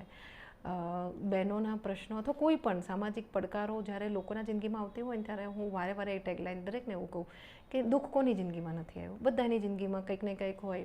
અને કદાચ આપ મારી પાસે કોઈ દુઃખ લઈને આવો છો ને હું આપને એમ કહું કે ભાઈ શિવાનીબેન ઠીક થઈ જશે, અથવા એ દુઃખ ઓછું નથી થઈ જવાનું, પણ હું એમને એવું સમજાવવાની કોશિશ કરું કે તમારી આજુબાજુ ઘણી બધી વસ્તુ એવી છે જે દુઃખ છે કદાચ હું ઓછું નથી કરી શકવાની, પણ ઘણી બધી એવી સારી બાબત છે જે કદાચ તમને જીવવા માટે વધારે પ્રેરણા આપે. એટલે એની માટેનો એક પેજ છે. બહુ એક્ટિવ નથી રહી શકાતું એ પેજ ઉપર, પણ એક એની છે કે મેં મારી માટે પોતાની માટે લખેલું છે. મેં આપને કીધું કે કદાચ હું ઓન ટીવી અથવા મને જે રીતે આપણે જોઈ છે બહુ સ્ટ્રીક અથવા ગણી શકો એક મજબૂત ચહેરો, પણ હું બહુ લાગણીશીલ વ્યક્તિ છું અને મારામાં હજી પણ બાળપણ જીવંત મેં રહેવા દીધું છે. એટલે એની માટેનું મેં લખેલું છે કે નાનપણોની રમતને ફરી રમતી થઈ ગઈ, નાનપણની રમતોને ફરી રમતી થઈ ગઈ, નથી ગમતું ત્યાં હવે હું કિટ્ટા કરતી થઈ ગઈ. એટલે ઘણી હોય ને આપણને કે ભાઈ નથી ગમતું, તો જે છોડી દેવાની વૃત્તિ હોય ને એને મેં અત્યારના સમય પ્રમાણે જોડી કે નથી ગમતું ત્યાં કિટ્ટા કરતી થઈ ગઈ. સંતા કુકડીનો દાવ બહુ લાંબો ચાલ્યો લાગ્યું, કે સંતા કુકડીનો દાવ બહુ લાંબો ચાલ્યો લાગ્યું, કે અડધી આંખે 10 ગણીને થપ્પો કરતી થઈ ગઈ. આપણે નાના હોઈને રમતા હોય ને ત્યારે પેલું આપણી માથે દાવ બહુ ઝાઝા સમય ચાલે ને એટલે આપણે એક આંખે જોઈને આમ જોતા હોય કે ક્યાં કોણ છુપાણું છે, એમ કે અડધી આંખે 10 ગણીને થપ્પો કરતી થઈ ગઈ, નાનપણની રમતને ફરી રમતી થઈ ગઈ. અત્યાર સુધીના જેટલા પણ જવાબો છે એમાં તૃપ્તિબાની એક સ્ટ્રોંગ પર્સનાલિટી રિફ્લેક્ટ થઈ છે. અપબ્રિંગિંગ કઈ રીતનું હતું એ પણ એક ચર્ચાનો વિષય હોય, કારણ કે વ્યક્તિત્વ એ રીતે જ ઘડાતું હોય કે જે રીતનું તમારું અપબ્રિંગિંગ હોય. તમે આંદોલનનો પણ આખો જે ફેઝ છે એ પૂરો કર્યો, તો એ સમયે કેવી રીતે ફેમિલી સપોર્ટ કરતું હતું, કોઈ ટીઝ કરનારું પણ હતું કે કેવી રીતનો એક્સપિરિયન્સ હતો એ? હું મારા નાનપણની વાત કરું કે અમે જોઈન્ટ ફેમિલીથી છું હું, અને અમે 10 બહેનો અને 3 ભાઈઓ વચ્ચે રમીને મોટી થઈ છું. એટલે નાનપણથી જ પપ્પા સામાજિક જીવનમાં હતા એટલે સમાજ જીવનને બહુ નજીકથી જોયું છે. બીજું ગામડામાં રમીને મોટી થઈ છું એટલે ગામડાના લોકોની તકલીફો, પછી તમે શહેરમાં જાઓ ત્યારે તમને બંને વચ્ચેનું કમ્પેરિઝન થાય.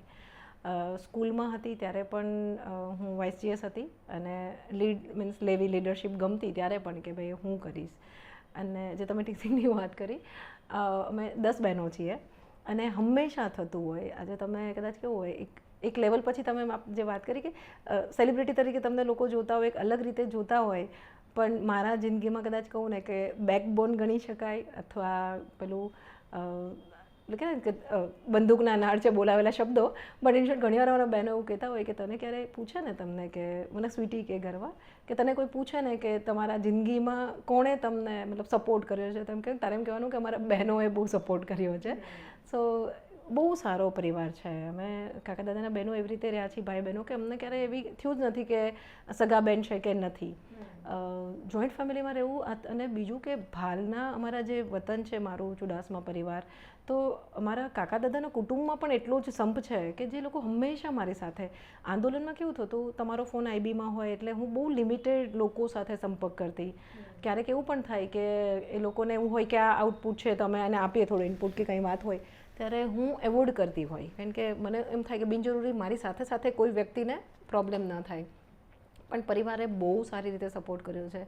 હું ઇનલોઝની વાત કરું તો મારા ઇનલોઝમાં એમણે પણ, પછી મારા ફાધર ઇન લો અત્યારે નથી, પપ્પાજી દેવ થઈ ગયા, પણ પપ્પાકોમ જ્યારે હતા ત્યારે એમણે, આજે કદાચ હું જે છું ને તો હું એમની આભારી છું કે આજે 10-15 વર્ષથી સામાજિક જીવનમાં એક્ટિવ છું. તમને એઝ અ વહુ તરીકે સ્વીકારવું કે ભાઈ તમારી પુત્રવધુ બહાર જઈને કામ કરે તો તમને ગમશે. અને પપ્પા પોતે પોલીસમાં હતા એટલે એમણે દરેક લોકોની તકલીફો, એટલે ઘણીવાર મને પ્રશ્નો આવે ને ત્યારે એમ કહું ને કે પપ્પા આમાં આમ છે, પપ્પા આવી રીતે, તો મને સમજાવે કે ના બેટા, એણે ભલે તમને આ રીતે કીધું પણ વાત આખી આ હશે. એઝ અ પોલીસ એમને અનુભવથી એમને, એટલે he was a big support, a big strength. અને આંદોલન પછી પણ લોકોએ, એટલે મારું ફેમિલી ઇઝ વેરી સપોર્ટિંગ. કંઈ કામ હોય, ઘણા પ્રશ્નો. તમે રોજ ટીવી પર દેખાવ, ઇન્ટરવ્યૂઝ આપો, બાઇટ આપો, તો ફેમિલીમાં કોઈ એવી સેલિબ્રિટી ઇમેજ ક્રિએટ થઈ હતી તમારી? ના, બિલકુલ નહીં. એ લોકો તો ઉલટાનું કે ભાઈ ઘરે તો તમે આ જ છો. ઘણી વાર બને કે અમે મીન્સ ઉનાળો હતો, મને યાદ છે આંદોલન પત્યું ને પછી આપણે નેચરલ વેમાં બેસીને અમે રાત્રે, અમારા પરિવારમાં કેવું અમે લોકો બધા સાથે રાત્રે બેસીએ તો કેરી સમારીને ખાતા હોય ને આપણે નેચરલ વેમાં ખાતા હોય ને તો હા, એટલે એવું એમ રહે ખરા કે આ વિડીયો વાયરલ કરીએ કે આ રીતે. બટ એવું સેલિબ્રિટી ફેમ તો નહીં જ મળે, કદાચ ન જ મળવું જોઈએ. હું એમ માનું કે તમે બહાર ભલે ગમે એ હોય. અને સેલિબ્રિટી વસ્તુ કેવી છે કે તમને લોકો એક આઇડલ તરીકે જુએ કે આવા હોય, પણ મેં મારી છબી હંમેશા એવું રાખી છે કે હું બહુ નેચરલ વ્યક્તિ છું. હું જમીનની માણસ છું, હું બહાર પણ એ જ દેખાઉં છું, ઘરે પણ એ છું. જે વ્યક્તિ મને વ્યક્તિગત મળે છે, જે ઓળખે છે, એની માટે પણ હું આ જ છું. એટલે ઘરમાં તો એવું અને ક્યારેય મળશે પણ નહીં, કદાચ ગમે એટલી મોટી કંઈ પણ ઇન્ટરેસ્ટ લેવલ પર હોય, એ તો તમે જે વ્યક્તિ તમે હોય જ રહેવાના છો. તમારા થોટ્સ બહુ ક્લિયર છે કે તમે જે ભૂમિકામાં હો એ ભૂમિકા ભજવી અને પછી ત્યાંથી નીકળો એટલે પછી તમારા નેચરલ અને ઓરિજિનલ અવતારમાં તમે હો. મને એ હજી સમજાતું નથી કે આટલો મજબૂત ચહેરો, તમે ખૂબ જ મજબૂતાઈથી પોતાના સ્ટેન્ડ પર કાયમ રહ્યા અને આંદોલન કર્યું, તો કોઈ એવું ફિયર ફેક્ટર છે કે જે કદાચ તમને ક્યાંક રોકતું હોય અથવા અટકાવતું હોય, એવું તમને ક્યારેય અનુભવાયું છે? એ પછી વધુ પડતો સેન્સિટિવ સ્વભાવ પણ હોઈ શકે છે.